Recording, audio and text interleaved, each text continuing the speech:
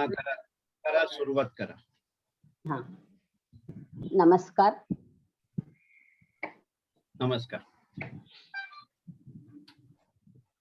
आजच्या व्याख्यात्या सुप्रसिद्ध चिकित्सक, मानसशास्त्रज्ञ, त्यांचे स्नेही, निमंत्रित आणि सभासद बंधू भगिनींनो, तुम्हा सर्वांचे सहर्ष स्वागत. आजच्या कार्यक्रमाची सुरुवात आपण प्रथम शंखनादाने करूया. मी प्रदीप अडूर आणि विजय डेंगे यांना शंखनाद करायची विनंती करते.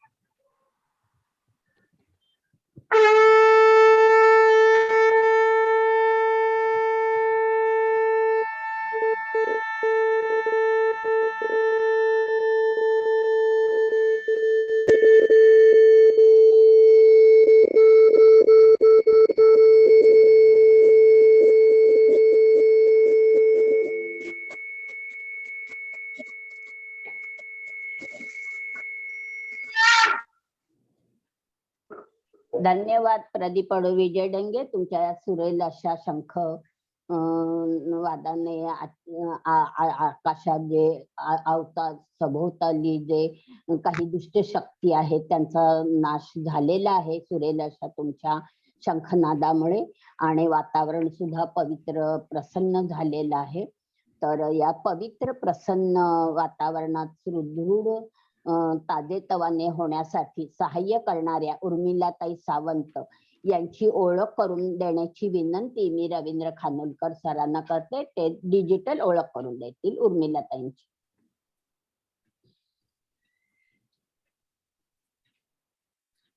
नमस्कार सगळ्यांना. आपण नमस्कार. हे माध्यम का वापरतो? कारण एखाद्या व्यक्तीची ओळख आपल्याला नुसती तोंडी करून दिली तर त्यातली 40% फक्त आपल्या कानात जाते, पण जेव्हा समोर काही शब्द असतात आणि चित्र असतात तेव्हा ती 70-80% आपल्याला ज्ञात होते. आणि कोणाचाही कार्यक्रम ऐकताना आपण कोणाचा ऐकतोय याबद्दल आपल्या मनात एक योग्य प्रतिमा तयार होते.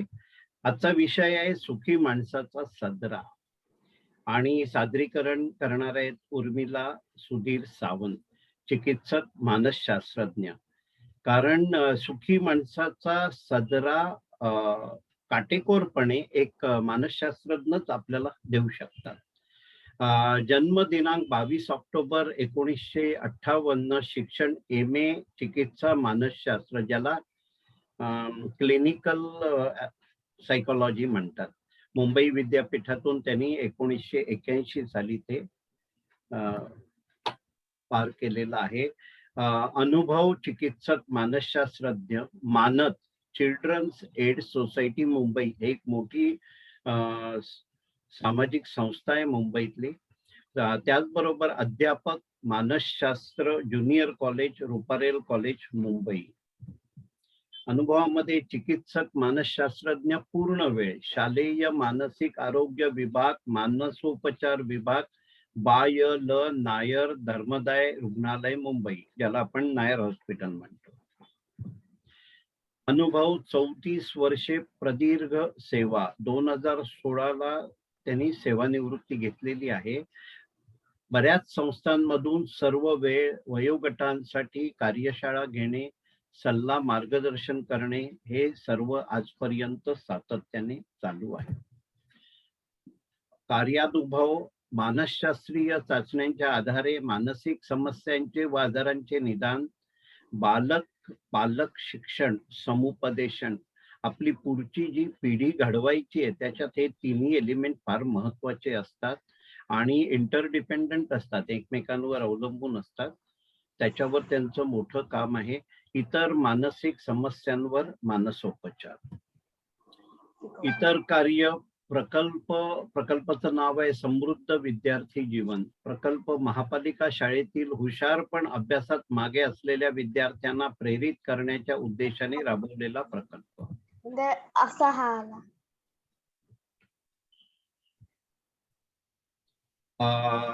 दुसरा प्रकल्प आहे, त्याचं नाव आहे मनपूर्वक. नायर रुग्णालयातील कर्मचाऱ्यांकरिता मानसिक आरोग्याविषयी जागरूकता निर्माण करण्याच्या उद्देशाने राबवलेला संवादात्मक भित्तीपत्रक प्रकल्प. तर त्यांच्याशी बोलण्यात असं कळलं की ह्या प्रकल्पात अगदी वॉर्ड बॉय पासून ते डीन पर्यंत म्हणायला हरकत नाही, डॉक्टर्स वगैरे या प्रकल्पात सामील होते. त्यांनी एक बॉक्स ठेवला होता, ज्याला किंवा भित्तीपत्रक म्हटलेलं आहे, की त्याच्यात एखादा विषय द्यायचा आणि त्या विषयावरच्या प्रतिक्रिया किंवा त्याच्या काही इतर बाजू ह्या सगळ्या हॉस्पिटलच्या स्टाफ कडून त्यांना जाणून घ्यायला आवडायचा. तो एक त्यांचा प्रकल्प होता. त्याचं नाव आहे मनपूर्वक. शोध निबंधांचे सादरीकरण. यातले विषय महत्वाचे आहेत: मुलांचे शाळेतील समायोजन, स्त्रियांचे स्वावलंबन, सासू सून नात्यातील ताणतणाव, बुद्धिमान मुलांच्या अभ्यासात मागे असणाऱ्या कारणांचा अभ्यास कर. हे शोध निबंध आहेत. लेखन आहे दैनिक, सायन दैनिक, दिवाळी अंक, यातून मानसिक आरोग्य विषयाचे लिखाण. जाणीवा या मासिकाचे संपादन. मनपूर्वक या नावाचे पुस्तक ग्रंथाली प्रकाशनातर्फे प्रकाशित आहे. नाट्यलेखन. इंद्रधनुच्या फुलाखालून या नाटकाचे लेखन व त्यासाठी मुंबई महापालिकेच्या नाट्य स्पर्धेमध्ये उत्कृष्ट लेखन पुरस्कार प्राप्त आहे. दूरदर्शन व आकाशवाणी सहभाग. सह्याद्री, झी 24 तास, IBN लोकमत इत्यादी दूरदर्शन वाहिन्यांवरून मानसिक आरोग्य विषयक प्रश्नोत्तरांच्या कार्यक्रमामधून सहभाग. आकाशवाणीवर मुलाखत आणि भाषणे. कार्यशाळा. विविध महिला मंडळे व इतर संस्थांमधून सकारात्मक मानसिक आरोग्य या विषयावर आधारित संवादात्मक व्याख्याने आणि कार्यशाळा. खरा त्यांचा व्यासंग आहे आणि भर आहे तो कार्यशाळांवर, कारण त्यातूनच मनुष्यामध्ये बदल घडण्यासाठी सुरुवात होऊ शकते. तर आज पण आपल्या सगळ्यांना कळवलेलं आहे की प्रत्येकाने कागद आणि पेन जवळ ठेवायचं आहे. तुम्हाला मुद्दे नाही लिहून घ्यायचे, पण जर त्यांनी काही आपल्याला सांगितलं हे लिहून घ्या, तर तेवढं लिहून घ्यायचंय. त्याच्यानंतरच आपण उर्मिलाताईंवर सोपवणार आहोत. पण कागद आणि पेन प्रत्येकाने जवळ घ्या. आणि ज्येष्ठांसाठी चष्मा महत्वाचा असतो. जर वाचनाचा चष्मा लागत असेल तर तो पण घ्या. कार्यशाळांचे विषय. हा खेळ भावनांचा, सुखी माणसाचा सदरा, जो आपला आजचा विषय आहे. मालिक अपनी मर्जी के, सासू सून नात्यातील नवग्रह दशा, सुजाण पालकत्व इत्यादी फार महत्वाचे विषय आपल्या लक्षात आले असतील. छंद छान आहेत, खूप आहेत आणि त्या जोपासत आहेत वेगवेगळ्या पद्धतीने. लेखन, वाचन, चित्रकला, बागकाम, गायन, टाकाऊतून टिकाऊ वस्तू बनवणे, समारंभ सजावट करणे. असं एक हरहुन्नरी व्यक्तिमत्व आपल्या बरोबर आहे. आणि ज्यांना आपण मनकवडे म्हणू शकतो, त्यांच्या काही फोटोंच्या माध्यमातून आपल्याला पुढे जायचं आहे. विवाह मंडळातून विवाहपूर्व समुपदेशन करतानाचा हा फोटो आहे. महापालिका कलाकार संघटनातर्फे आयोजित राज्यस्तरीय नाट्य स्पर्धा आयोजनात त्यांचा सक्रिय सहभाग असतानाचा हा फोटो आहे. मुंबई सायकॅट्री सोसायटीच्या महिला दिन विशेष कार्यक्रमात व्याख्यान देतानाचा हा फोटो आहे. वडाळा येथील महिला मंडळात मालिक अपनी मर्जी के ही कार्यशाळा घेतानाचा हा फोटो आहे. कार्यशाळा घेताना आपला 1 to 1 संबंध येतो फिजिकली प्रत्येकाशी, आणि ते सोपं होतं. प्रत्येकाच्या चेहऱ्यावरच्या रिॲक्शन बघणं आणि त्याच्यात प्रतिसाद कोण कमी देतोय, जास्ती देतोय, कमी का देतोय हे बघता येतं. त्यामुळे त्यांचा भार आपल्याला दिसलं की त्यांच्या ओळखीमध्ये कार्यशाळेवर जास्ती आहे. सध्या आपण त्यांना या माध्यमातून भेटणार आहोत, पण पुढे कधी चान्स मिळाला तर उर्मिलाताई आम्ही तुम्हाला त्रास देऊ आणि आम्ही त्या कार्यशाळेमध्ये पण सहभागी होऊ. सजग स्वास्थ्य क्लिनिक तर्फे आयोजित अनेक कार्यक्रमात सहभाग. हे आपल्याला दिसतंय, हे चिपळूणचा फोटो आहे. चिपळूणची बँक आहे, सजग स्वास्थ्य क्लिनिक, लायन्स क्लब आणि लायनेस क्लब असा तो एकत्रित कार्यक्रम आहे. ग्रंथाली तर्फे मनपूर्वक या पुस्तकाचे प्रकाशन, मगाशी आपण उल्लेख केला, ते हे पुस्तक आहे उर्मिला सुधीर सावंत, खाली नाव आहे लिहिलेलं. आजचा विषय आहे सुखी माणसाचा सदरा. तर मी यापुढची सूत्र अपर्णाताईंकडे देतो. अपर्णाताई. धन्यवाद सर. डिजिटल माध्यमातून सखोल अशी ओळख तुम्ही उर्मिलाताईंची करून दिलेली आहे. आजच्या दिनविशेषाविषयी मी सांगेन की आज आपल्या मठाला म्हणजेच महाराष्ट्र टाइम्सने आज 60व्या वर्षात पदार्पण केलेलं आहे. म्हणजे आता 60वं वर्ष मठाला लागलेलं आहे. आणि दुसरी महत्वाची गोष्ट म्हणजे आज जो आपला श्वास झालेला आहे, ज्याच्याशिवाय आपलं पानच चालत नाही आणि ज्याच्याद्वारे आज आपण झूम वर इथे ऑनलाईन आलेलो आहोत, तो मोबाईल. आज मोबाईलला बरोबर 25 वर्ष पूर्ण झालेली आहेत. दोन्ही महत्वाच्या गोष्टी होत्या म्हणून थोडासा उल्लेख केला. आता मला उमजलेल्या उर्मिलाताई, खर तर ह्यांचं समृद्ध बालपण गेलेलं आहे, पण जरा थोडस सविस्तर मला त्यांची ओळख करून द्यायची आहे. पण समृद्ध ह्या शब्दाचा अर्थ किती समृद्ध आहे हे तुम्हाला कळण्यासाठी बघा. त्यांचं बालपण हे समृद्ध गेलेलं आहे. समृद्ध याचा अर्थ बुद्धीला चालना देणारं, भावनांना खतपाणी घालणारं, कलागुणांना वाव देणारं, एक आदर्श, कर्तव्यदक्ष, कर्तृत्ववान, शिस्तप्रिय, जुन्या नव्या रूढीचा संगम घालणारी अशी त्यांची आई होती. आता वडील बघा, संकटाला न डगमगणारे, अचाट निर्णय शक्ती असलेले, अभ्यासू वृत्तीचे, प्रयोगशील, हौशी, प्रेमळ, कुटुंबात रमणारे असे वडील. दोघेही विद्वान, कलागुण संपन्न, समाजात प्रतिष्ठित असे डॉक्टर. नात्यांची आणि मनांची श्रीमंती असलेल्या कुटुंबात उर्मिलाताई तुम्ही वाढले आहात. खरंच तुमचं कौतुक म्हणण्यापेक्षा भाग्यवान आहात तुम्ही. अशा या कुटुंबात तुमचं बालपण गेलं. आता त्यांचं घराविषयी थोडस आपण ऐकूया, कारण आजकाल हे नुसतं आपण घर हे नुसतं ऐकिवात आहे. आपण प्रत्यक्षात आता इतकं मोठं घर आपल्याला बघायला मिळत नाहीये. त्यांचा जन्म झाला ते घर म्हणजे मुंबई सारख्या शहरात, परळ सारख्या मध्यमवती विभागात दुसऱ्या मजल्यावर असलेले ऐसपैस घर, लपाछपी खेळायला असलेले अनेक कोनाडे हे आपल्याला खेडेगावात खूप जास्त प्रकारे बघायला मिळतात. 2 खोल्यांना जोडणारे व्हरांडे, भातुकली खेळायला एक स्वतंत्र अशी छोटीशी खोली, दिवाळीचा किल्ला करायला या टोकापासून त्या टोकापर्यंत पसरलेली बाल्कनी, राजकीय मिरवणुका, गणपती विसर्जनाच्या लांबच लांब वाजत गाजत जाणाऱ्या मिरवणुका, असं सारं त्यांना जवळून पाहायला मिळेल अशा मेन रोडवर उघडणाऱ्या 2 छोट्या बाल्कन्या. इमारतीच्या पुढच्या बाजूला रस्त्याच्या पलीकडे एक विस्तीर्ण मैदान, ज्यात कुस्तीचे फड लागत, जत्रा भरत, सर्कशीचे तंबू ठोकले जात आणि मागच्या बाजूला अजून एक मोठं मैदान, ज्यात सार्वजनिक गणेशोत्सव साजरे होत, सिनेमे दाखवले जात, राजकीय पक्षांच्या सभा भरत, मोठमोठ्या लोकांची भाषणं तिथं होत होती. आमच्या व बाजूच्या म्हणजे त्यांची इमारत आणि त्यांच्या बाजूच्या इमारतीच्या मध्ये एक मोठा चौक होता.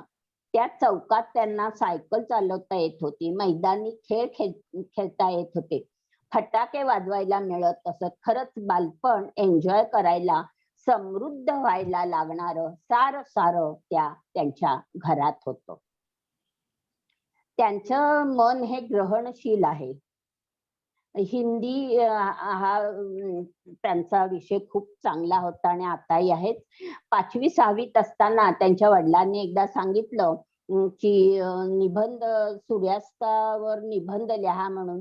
तर त्यावेळेला 10-11 वर्षाच्या छोट्याशा विजूताईंनी, त्यांचं माहेरचं नाव विजया आहे. तर विजूताईंनी सूर्याची किती छान कल्पना केली आहे बघा. रंगीत नाईट सूट घालून तो झोपायला गेलेल्याची कवी कल्पना त्यांनी वयाच्या 10व्या-11व्या वर्षी मांडली होती.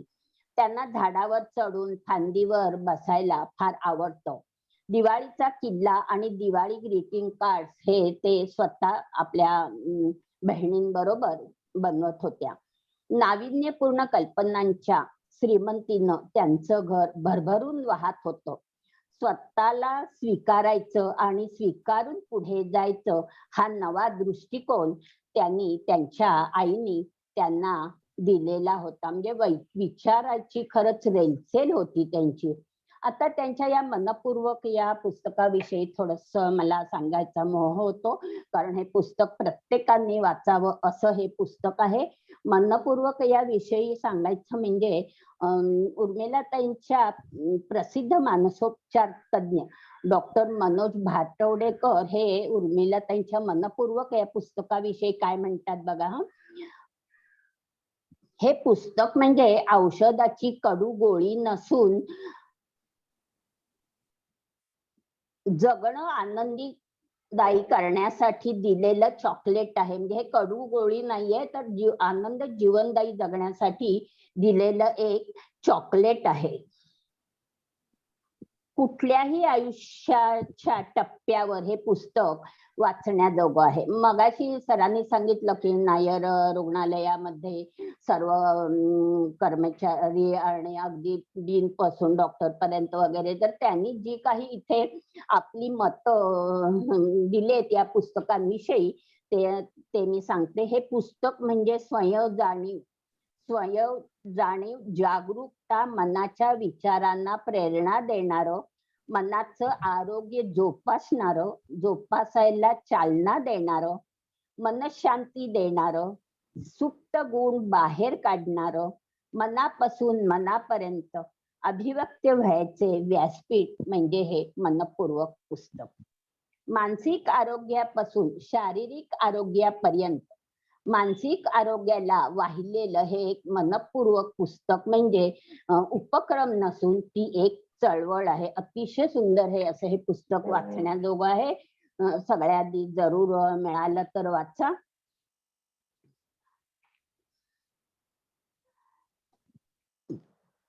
निसर्गप्रेमी असणाऱ्या उर्मिलाताईंना मी विनंती करते, त्यांनी आम्हाला सुखी माणसाच्या सदऱ्याविषयी माहिती सांगावी. नमस्कार अपर्णाताई. नमस्कार खानोलकर सर. नमस्कार. नमस्कार. नमस्कार. उपस्थित सगळ्या विरंगुळाच्या ज्येष्ठ नागरिकांना पण माझा नमस्कार. तुमच्याशी बोलायला मला आज खूपच आनंद होतोय. मला माणसांशी बोलायला खूप आवडतं आणि त्यातून मी सुद्धा आता 2 वर्षापूर्वी 60 पूर्ण केली, त्यामुळे मी आता ज्येष्ठ नागरिकांमध्ये आलेली आहे आणि त्यामुळे तुमच्याशी मी जरा चांगलं हितगुज करू शकेन असं मला विश्वास वाटतोय. आपली गंमत अशी असते की आपण लहानापासून मोठे होत असताना प्रत्येक वेळा जसजसं वय वाढत जातं आपल्याला अरे बापरे आपण एवढे मोठे झालो, अरे बापरे 16वं वर्ष पार केलं, गद्दे 25शी पार केली. प्रत्येक वेळेला असं आपल्याला वाटतं की बापरे आता काय, आता पुढे काय. करता करता 60 पार केली. आता मी ज्येष्ठ झाल्याची जाणीव केव्हा झाली सांगते की लहान लहान मुलं तर नमस्कार करायची, पण आता तरुण मंडळी सुद्धा वाकून नमस्कार करायला लागल्यावर माझ्या लक्षात आलं की आता आपण ज्येष्ठ झालो. पहिल्यापर्यंत मुलं वाकून नमस्कार करतात म्हटल्यावरती एकदम कसं तरीच व्हायचं. अरे मला कशाला नमस्कार करताय असं संकोच वाटायचा. पण मग हळूहळू लक्षात आलं की आपण आता आशीर्वाद देण्याच्या वयाची झालेली आहोत आणि मग मस्तपैकी हात सरावले आशीर्वाद द्यायला सुद्धा. आणि मग एकदा असं मनात विचार आला की आधी संकोच वाटत होता, आता हात आशीर्वाद द्यायला सरावले, भरणी पण हळूहळू ऐकू येत आहे ना? येत आहे चालून. हळूहळू आपले हात हे फक्त आशीर्वाद देण्यापुरतीच असतील, अशी पण स्टेज एकदा येणार आहे. म्हटलं अरे बापरे, म्हणजे हा जेव्हा विचार आला मनात, तेव्हा म्हटलं आता हे सरावलेले हात असण्यापासून हात फक्त आशीर्वाद देण्यापुरती पुरतील, अशी वेळ येईपर्यंतचा हा आता आपला आयुष्याचा प्रवास आहे. आणि हा प्रवास सुद्धा आपल्याला पूर्वीच्या प्रवासाप्रमाणे आनंदी करायचा आहे, सुखी करायचा आहे. कसा करायचा? त्याच्याबद्दल थोडंसं आपण जागरूक होऊन आधीपासूनच विचार करायला हवा, नाही का? आपण कोणाला पण सॉरी आपण कोणालाही जेव्हा आशीर्वाद देतो तेव्हा काय म्हणतो? सुखी हो. आता सुखी हो असं म्हणताना नक्की आपल्याला काय म्हणायचं असतं? सुख म्हणजे काय नक्की? आपल्याला पण कधी ना कधी असा प्रश्न पडलेला असतो की सुख म्हणजे नक्की काय असतं? तर जेव्हा आपल्या सुखी हो असं आपण म्हणतो, काही जण असं म्हणतात की सुख हे लहान लहान गोष्टींमध्ये सामावलेलं असतं. जसं एखादी वाऱ्याची झुळूक आपल्याला सुखावून जाते.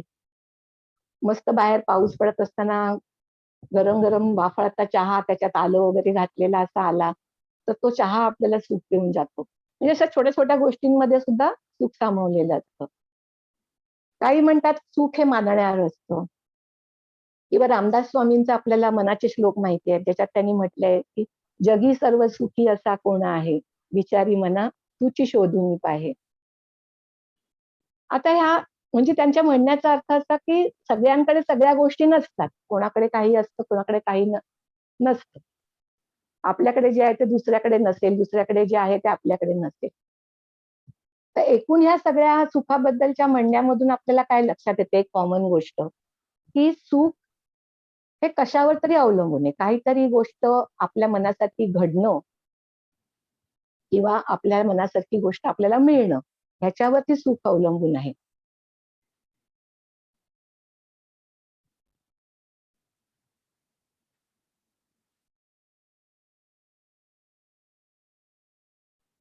शब्दावरून. तर सुखी आपण असणं म्हणजे नक्की काय, याच्यावरती आज आपण अ, विचार करणार आहोत. तर सगळ्यात पहिल्यांदा गोष्ट माझ्या डोक्यात सुख म्हटलं की येते ती सुखी माणसाच्या सदऱ्याची गोष्ट. तर ही गोष्ट बहुतेक सगळ्यांना माहितीच आहे. पण त्याचा ती मी तुम्हाला परत एकदा सांगणार आहे. कारण ती सांगितल्यावर त्याला आपल्याला पुढचं जे आपण विचार मांडणार आहोत, ते त्या दृष्टीने महत्वाचे होतील. तर सुखी माणसाची गोष्ट काय आहे? सुखी माणसाच्या सदऱ्याची गोष्ट. तर राजा होता, तो दुःखी होता. अनेक गोष्टी त्याच्या करमणुकीसाठी करून पण तो सुखी होत नव्हता. सगळं सुख संपत्ती, धनधान्य, माणसं, नोकर चाकर सगळं असून पण तो दुःखी होता. काही केला तो सुखी आनंदी होईना. अनेकांनी अनेक उपचार केले. शेवटी एक वैद्य आले आणि म्हणाले, की प्रधानांना त्यांनी सांगितलं, की राज्यातला असा एक माणूस आणा जो अत्यंत सुखी असेल आणि त्या सुखी माणसाचा सदरा महाराजांनी घातला, तर महाराज आनंदी होते. पुन्हा पहिल्यासारखे सुखी होते. तर प्रधानाला वाटलं किती सोपी गोष्ट आहे. तेवढं आपल्या सैन्याला पाठवलं. राजाचे सैनिक राज्यभर फिरले. प्रत्येकाला विचारलं, तू सुखी आहेस का? पूर्ण सुखी आहेस का? प्रत्येकाला काहीतरी दुःख होतं. आता पूर्णपणे सुखी कोणी मिळतच नाहीये म्हटल्यावरती शिपाई हताश होऊन परतत होते. तेवढ्यात संध्याकाळी एका मस्त शेतामध्ये एका विहिरीच्या काठावर म्हणजे शीळ घालत बसलेला एक माणूस त्यांना दिसला. तर त्यांना म्हटलं ह्या माणसाला विचारून बघूया, आता शेवटचा प्रयोग. ते गेले आणि त्या माणसाला विचारलं, तू सुखी आहेस का? तो म्हणाला, हो. अरे वा, म्हणाले, सुखी असं, चल चल चल महाराजांकडे, महाराजांनी बोलवलंय. त्याला घेऊन महाराजांकडे गेले. प्रधान म्हणाला, अरे माणसा, तू सुखी आहेस? हो. तुझा सदरा दे बरं. म्हणाला, सदरा? माझ्याकडे सदरा नाहीये. इतका वेळ शिपायांच्या लक्षातच नाही की या माणसाच्या अंगात सदरा नाहीये. सुखी आहे म्हटल्यावर ते त्यांना घेऊन आले. ते बघितल्यावरती राजाचे डोळे उघडले की या माणसाकडे साधा सदरा सुद्धा नसताना हा माणूस एवढा सुखी आहे आणि मी काय माझे दुःख घेऊन बसले, मी का दुःखी आहे. तर या गोष्टीमध्ये राजाने बोध काय घेतला की काहीही नसताना सुद्धा माणूस सुखी असू शकतो. म्हणजे सुखी असण्यासाठी काही आपल्याजवळ असण्याची गरज नाही. आणि असं असताना माझ्याकडे इतकं सगळं असताना सुद्धा मी दुःखी असण्याचं काही कारणच नाही. मी आनंदी राहायला. इथपर्यंत गोष्ट आपल्याला सगळ्यांना माहितीच आहे. आपण ऐकलेली आहे. त्याच्यावरनं आपण हा वाक्प्रचार पण वापरतो की सुखी माणसाचा सदरा आहे.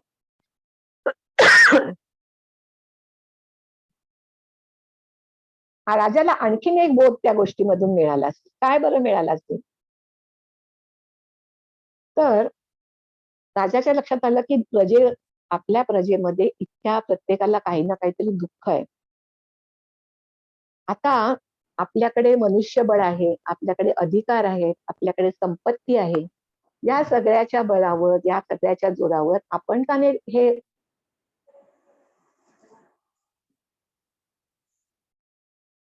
उर्मिलाताई अनम्यूट जरा करा.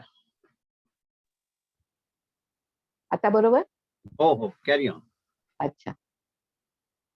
तर आपल्याकडे इतक्या सगळ्या सुखसोयी आहेत आणि आपल्याकडे अधिकार आहेत, पैसे आहेत, आपल्याकडे मनुष्यबळ आहे. तर यांच्या मदतीने आपण राज्यातल्या सगळ्या माणसांचं प्रजेचं जे दुःख आहे, काही ना काही प्रत्येकाला दुःख आहे, ते दूर करण्याचा प्रयत्न करू शकतो.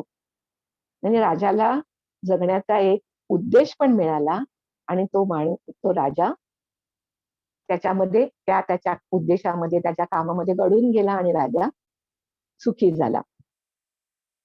तर राजाचे हे 2 बोध आपण बघितले. आता मला सांगा की हा माणूस सुखी होता म्हणजे नक्की काय होतं? सदरा नसलेला माणूस. तर माझ्या डोळ्यात कल्पनेमध्ये मी रंगवलेलं चित्र सांगते की तो माणूस कसा बसला होता, विहिरीवरती बसला होता, काठावर बसला होता, पाय मस्त सोडले होते आणि आजूबाजूचा नजारा एन्जॉय करत होता. त्याच्या मनात एकदम रिलॅक्स होता, कसलीच चिंता नव्हती. कुठल्या जुन्या आठवणी, जुन्या गोष्टींची खंत मनात चलत नव्हती. पुढे काय होईल, उद्या काय होईल त्याची चिंता त्याला सतत नव्हती. कोणत्याही प्रकारचा अस्वस्थ नव्हता. मस्त रिलॅक्स बसलेला होता. म्हणजेच काय तो जो क्षण होता, त्या क्षणामध्ये तो रमलेला होता आणि तो क्षण तो एन्जॉय करत होता. आता मला सांगा, की असा क्षण आपल्यापैकी प्रत्येकाने आता विचार करायचा, की असा क्षण आपण यापूर्वी म्हणजे कधी एन्जॉय केलाय? आज केलाय, काल केलाय, 2 दिवसापूर्वी केलाय. आपण असे बसलेले आहोत, मस्त आहे तो क्षण एन्जॉय करतोय. कोणत्याच प्रकारची कसली चिंता नाहीये, खंत नाहीये आणि आपण रिलॅक्स आहोत.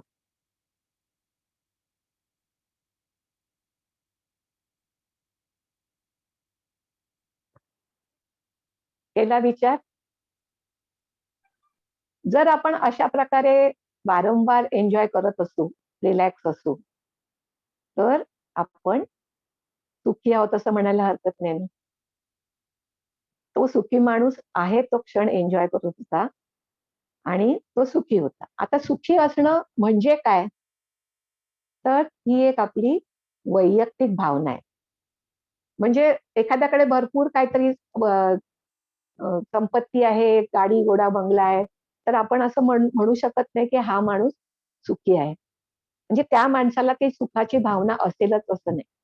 एखाद्या रस्त्यावरच्या माणसाला सुद्धा अशी भावना असू शकते, "काय माझं सगळं मस्त चाललंय, मी मजेत आहे." म्हणजे मी मजेत आहे, माझं सगळं ठीक चाललंय, मी आनंदात आहे, अशी ही वैयक्तिक भावना असणं म्हणजे सुखी असणं. हे एक मानसिक आरोग्याचं महत्वाचं लक्षण आहे, की माझं सगळं चांगलं चाललंय, मी मजेत आहे, असं आपल्याला वाटणं. तर आता मी जी तुम्हाला कल्पना करायला सांगितली किंवा आठवायला सांगितलं, की अशा प्रकारे तुम्ही रिलॅक्स वारंवार असता का? तुम्ही आठवून बघितलं. कदाचित आज सकाळी तसे होतात. कदाचित काल होते असाल, कदाचित ह्या 2-4 दिवसात असं जमलंच नसेल आणि कदाचित असं असेल की गेल्या कित्येक महिन्यात हे असं जमलंच नसेल रिलॅक्स राहायला. तर ते कसं जमेल? जमायला पाहिजे ना. तर कसं जमेल याचा आता आपण विचार करायचा आहे. आता समजा तुम्हाला कोणी भेटलं तर तुम्ही पटकन काय त्यांनी विचारलं, "काय कसे आहात?" तर आपण काय सांगतो, "मजेत आहे, मस्त." पण तेच आपल्याला एखादं जीवाभावाचं माणूस भेटलं, किंवा आपल्या मनातली सगळी खतखत बाहेर पडते आणि काय-काय आपल्याला मनात अ, दुःख आहे ते सगळं बाहेर पडतं आणि आपण सांगायला लागतो त्यांना त्या व्यक्तीला. म्हणजे सवयीने म्हणणं वेगळं आणि मनात खतखत असणं हे वेगळं. तर बहुतेक म्हणजे मनात खतखत असणं ह्याच्यामध्ये काही गैर नाही. ते नॅचरल आहे, असतंच. तर आता मी एक 2 मिनिटं वेळ देते. ह्या वेळामध्ये आपण प्रत्येकाने आता असा विचार करायचा आहे, की अशी कोणती गोष्ट आहे, जी वारंवार तुम्हाला डिस्टर्ब करते, जिच्यामुळे तुम्ही नाराज असता किंवा मन तुमचं खट्टू असतं. आणि जेव्हा मन खट्टू असतं, तेव्हा काय होतं? चिड होते, काय होतं? मनात विचार काय येतो? तर हे गोष्ट तुम्ही आता आठवून बघायची आहे आणि मग तुमच्याकडे असलेल्या कागद पेन्सिलवरती तो एक म्हणजे अशा कदाचित अनेक गोष्टी असतील, त्यातली एक वारंवार तुम्हाला नाराज करणारी गोष्ट कोणती आहे? किंवा कोणता विचार तुम्हाला डिस्टर्ब करतो? ते फक्त कागदावरती नोंद करून ठेवायचं.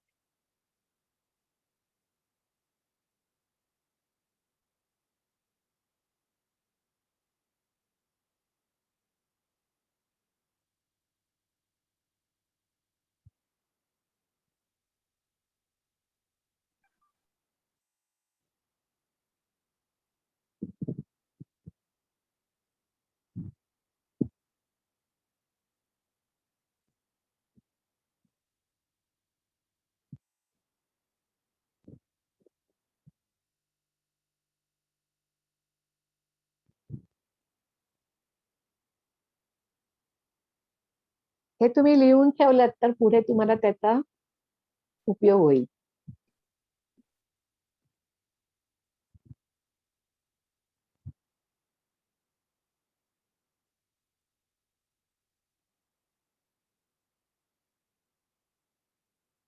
सर्वांनी या गोष्टीचा आता मनातल्या मनात विचार केलेला असेल, की कोणती गोष्ट तुम्हाला वारंवार सतते, कोणता विचार तुम्हाला खंत वाटते कोणत्या विचारामुळे किंवा मन नाराज असतं, खट्टू असतं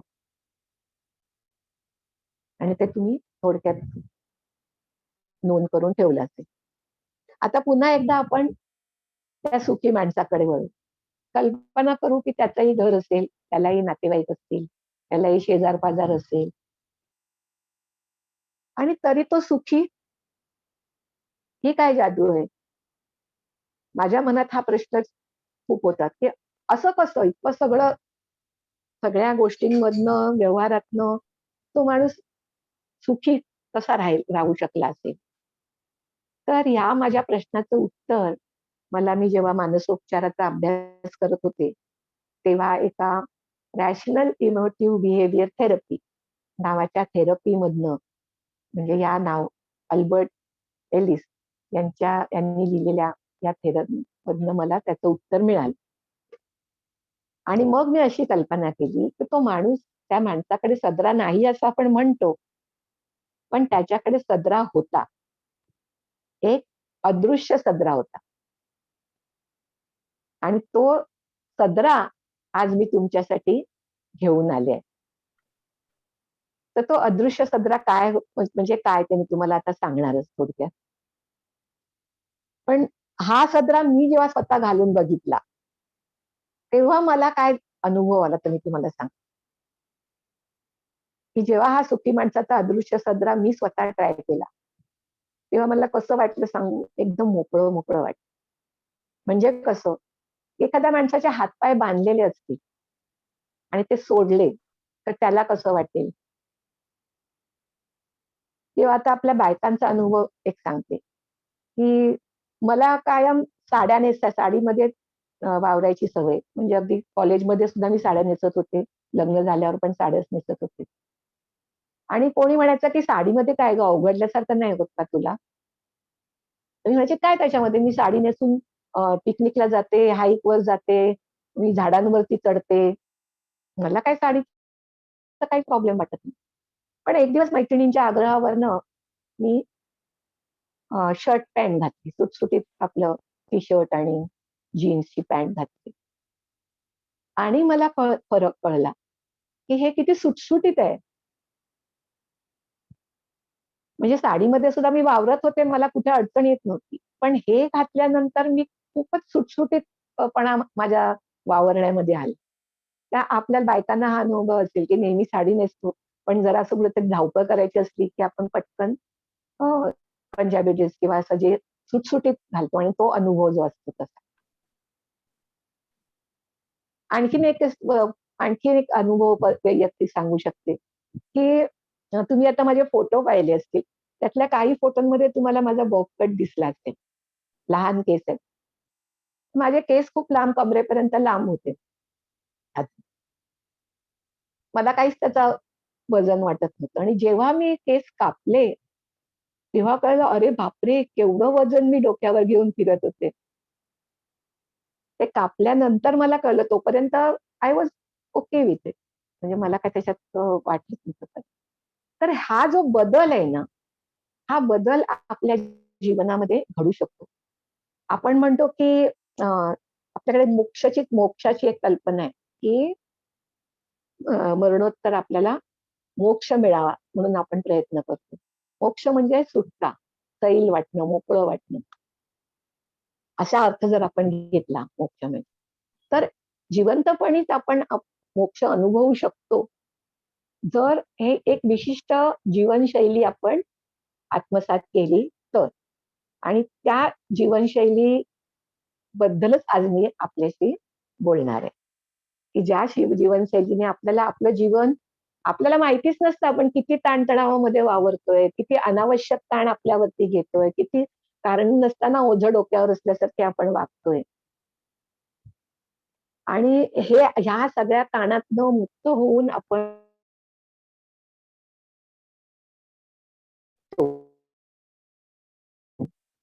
अ, जगू शकायला मदत करणारी अशी एक जीवनशैली आहे.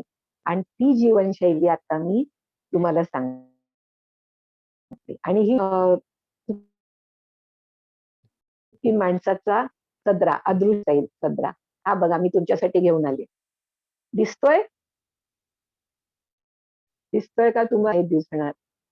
हा मी जेव्हा तुम्हाला एक करीन, तेव्हा दिसेल आणि जाताना तुम्ही हा सदराकडे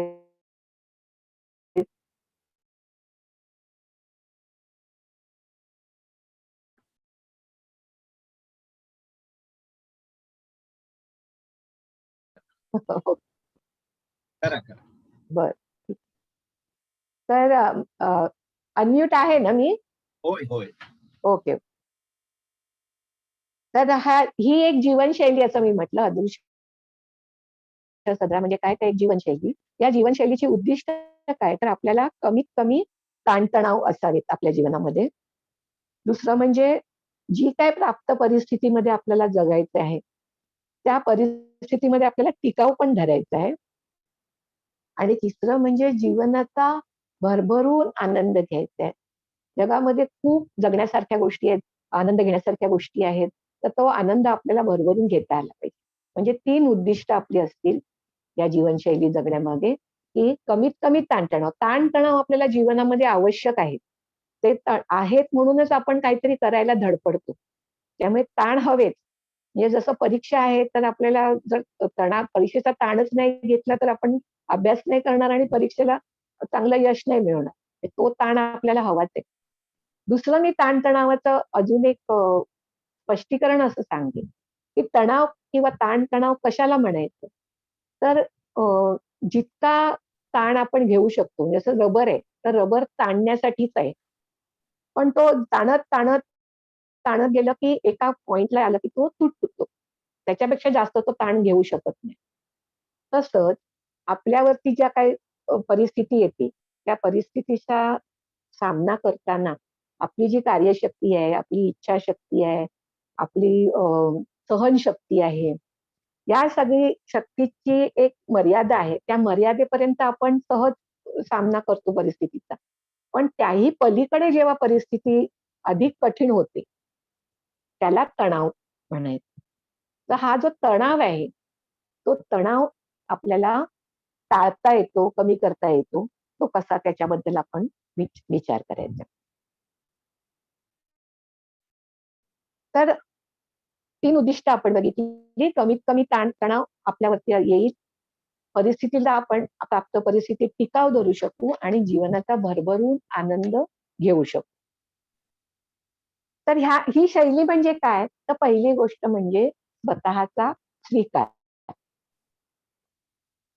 आता आपण जसे आहोत तसे आपल्याला स्वीकार म्हणजे काय? तर जसे आहोत तसे स्वतःला स्वीकार करणं. तर तरुण वयात आपण किंवा लहानपणी असं म्हणू, की आपण आपलं जे शारीरिक स्वरूप आहे ते स्वीकारणं. रंग, उंची, आपलं दिसणं किंवा आपल्यामध्ये एखादं व्यंग असेल तर ते व्यंगासकट आपण स्वतःला स्वीकारणं. वयाप्रमाणे काही आपल्यामध्ये बदल होतात. हे बदल सुद्धा आपल्याला जितके लवकर स्वीकारू तितका आपण आनंदी राहू शकतो. जसं हळू-हळू आता वय वाढत चाललं, की टक्कल पडत जातं किंवा आपले केस पिकत जातात. अ, किंवा चेहऱ्यावर मानेभोवती सुरकुत्या यायला लागतात. तर आपल्याला ते रूप आता बघवेनासं होतं, की पूर्वी आपण कसे होतो आणि आता कसे आहोत, मस्त वाईट वाटायला लागतं दिसण्याचं. आता वयाबरोबर आपल्या शारीरिक बदलामध्ये आपल्या शारीरिक तक्रारी सुरू होतात. अंग दुखणं, गुडघे दुखणं, पाय दुखणं, पाय वळणं, हळू-हळू कामं झेपेनाशी होतात. तर हे सुद्धा आता मला जेव्हा पहिल्यांदा माझे गुडघे दुखायला लागले आणि कुरकुरायला लागले, माझे गुडघे दुखतात, हल्ली माझे गुडघे दुखतात. तर माझे मिस्टर मला पटकन म्हणाले, "स्टार्ट एन्जॉयिंग द पेन." मला राग आला, मला इथे दुखतंय आणि हे काय मला म्हणतात एन्जॉय कर पेन म्हणून. म्हणजे दुखणं एन्जॉय कर, हे काय आहे? पण पहिला जरी राग आला तरी नंतर मला लक्षात आलं, की जेव्हा मी हे स्वीकारलं, की आता त्यांनी मला समजावून सांगितलं, "अगं आता इथून पुढे आपल्याला काही ना काहीतरी कुरबुरी असणारच आहे.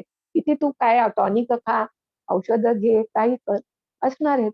त्याचा तू बागुलवा करून बसणार आहेस का? की मला आता हे नाही जमत, मला आता इथेच दुखतंय, तिथेच दुखतंय." आणि हे लक्षात आल्यानंतर कसं झालं, की मला ते अ, दुखलं तरी आराम म्हणजे मी ते सहन करायला लागले किंवा त्याच्याकडे आपोआपच लक्ष जाईन असं झालं. तर स्वीकारलं, की आता आपल्याला दुखणार. थोडा आराम केला की बरं वाटतं. ठीक आहे. त्याच्यावर काय असतील गोळ्या, तर गोळ्या घ्यायच्या. आता मग नाहीतर आपण म्हणू, बापरे! गोळ्या घेतल्या की असे साइड इफेक्ट होतात, मग गोळ्या नाही घ्यायच्या. ठीक आहे ना, गोळ्या घेऊन दुखणं थांबतंय ना, करू एन्जॉय. तर हे जे आपले बदल होत जाणार, ते आपण जितक्या लवकर स्वीकारू, तितक्या लवकर आपण मजेत राहू. नाहीतर आपण सारखे कुरकुर करत राहू सगळ्या तब्येतीबद्दल. किंवा आपल्याला असं वाटतं, की मला हे काम अजून झेपलं पाहिजे. म्हणजे आपण हे स्वीकारायला तयार नसतो, की आता वय झालं. आपल्याला वाटतं, की अजूनही आपण अ, करू शकतो आणि करता यायला पाहिजे आणि नाही आलं करायला एखादी गोष्ट तर आपल्याला खंत वाटते किंवा असं वाटतं, की आपण कुठेतरी आता कमी पडायला लागलो. तर सगळ्यात पहिली गोष्ट म्हणजे स्वीकार करणं आणि मग त्यातून पुढे आपल्याला मार्ग सुचतात, की ह्याच्यातून मार्ग पुढे कसा काढायचा. काउन्सिलिंगमध्ये म्हटलं तर प्रत्येक काउन्सिलिंगमध्ये समस्येचा स्वीकार ही सगळ्यात महत्वाची पायरी असते. जेव्हा आपण आपल्याला काहीतरी समस्या आहे हे स्वीकारतो, तेव्हा आपण त्यातून मार्ग काढण्याचा विचार नाहीतर काय होतं, की जी समस्या आहे ना, आता समजा हे मलाच का झालं? ते बाकीच्यांना नाही होत आणि मलाच नेमकं का झालं? असं म्हणत पुरत राहिलो. पण झालंय आता, हे स्वीकारलं, की हां, मग ह्याच्यावर आता उपचार काय करायचे? असं आपण पुढे म्हणतो ना. कधी-कधी छोटीशी समस्या येते. आता हे समजा चहा आपल्या समोर आला. आपल्याला हवा तसा तो गरम नाहीये, थंड आहे. काय हा थंड चहा? हा थंड झाले की मला पचत तरीच होणार. मला या थंड चहाच होतो. मला मला कडकडीत गरम चहा हवा असतो. असं आपण म्हणत राहतो. पण जेव्हा एकदा पहिलं स्वीकारू, की आता माझ्या पुढ्यात हा थंड चहा आला, आता काय करू? मला तर गरम हवाय. लगेच पुढचा आपल्याला विचार सुचतो, की बरं ठीक आहे तो चहा परत गरम करून आणणं. परत गरम केलेला आवडत नसेल तर परत दुसऱ्यांदा करणं. तर समस्येवर ते आपण कॉन्सन्ट्रेट करत राहतो. तर समस्या एकदा स्वीकारली, की पुढचा मार्ग निघतो. त्यामुळे जसं आपण स्वतःला जसे आहोत, जसे होत चाललो आहोत, तसं स्वतःला आपल्याला स्वीकारत जेवढं लवकर आपण स्वीकारू, तेवढं लवकर आपण मार्ग परिस्थितीतून काढू आणि आनंदी राहू. तसंच परिस्थितीच्या बाबतीत सुद्धा आपली जी काही परिस्थिती आहे, ती जितक्या लवकर आपण स्वीकारू, तितक्या लवकर आपण त्याच्यातून मार्ग काढत जाऊ. दुसरी गोष्ट म्हणजे चुका, चुका करणं. आपल्याला लहानपणापासून असं वाटत असतं, की म्हणजे शिकवलेलंच असतं, की चुकायचं नाही, बरोबर कर, चूक होता कामा नये. आणि त्यामुळे आपल्याला स्वतःच्या हातून जरी काही चूक झाली, तरी आपल्याला त्याची खंत वाटत राहते. आणि अ, आपण स्वतःला माफ नाही करू शकत. असं कसं मी वागले? असं कसं मी केलं? आता परवाचीच गोष्ट सांगते. अपर्णाताई आणि खानोलकर सर आम्ही एक भेटायचं ठरवलं होतं. वेळ दिली होती. 3:15ची का 3:30ची वेळ दिली होती. आणि मी म्हटलं, की 3:30ला मी जॉइन होईल. आणि काहीतरी कामात राहिले आणि लक्ष नाही राहिलं घड्याळाकडे. आणि नंतर मला इतकं वाटलं, बापरे! असं कसं मी केलं? म्हणजे त्यांना मी 5 मिनिटं ते माझ्यासाठी थांबले. इतका वेळ मी त्यांना मी थांबायला लावलं, असं व्हायला नाही पाहिजे. असं असं मग जेव्हा ह्या गोष्टीचा वरती आपण खूप जास्त विचार करत राहतो. विचार काय करायला पाहिजे, की ठीक आहे आता माझं झालं. तर ह्याच्या पुढे असं होणार नाही ह्याची मी काळजी घ्यायला हवी. म्हणजे असं नाही की चुकलं आणि सोडून दिलं. चूक झाल्यानंतर स्वतःला आपल्याला माफ करता पण यायला हवं. बऱ्याच वेळा तुम्ही आठवून पाहाल तर लहानपणापासून काही गोष्टी आपल्या हातून घडलेल्या असतील, काही चुका घडलेल्या असतील. अजूनपर्यंत आपण स्वतःला टोचत राहतो. असं कसं मी वागले तेव्हा? असं कसं मी केलं तेव्हा? तर चुकांना माफ करता यायला पाहिजे. जसं स्वतःच्या, तसंच इतरांच्या. जशा आपल्या हातून चुका होऊ शकतात, तशा इतरांच्या हातून पण चुका होऊ शकतात.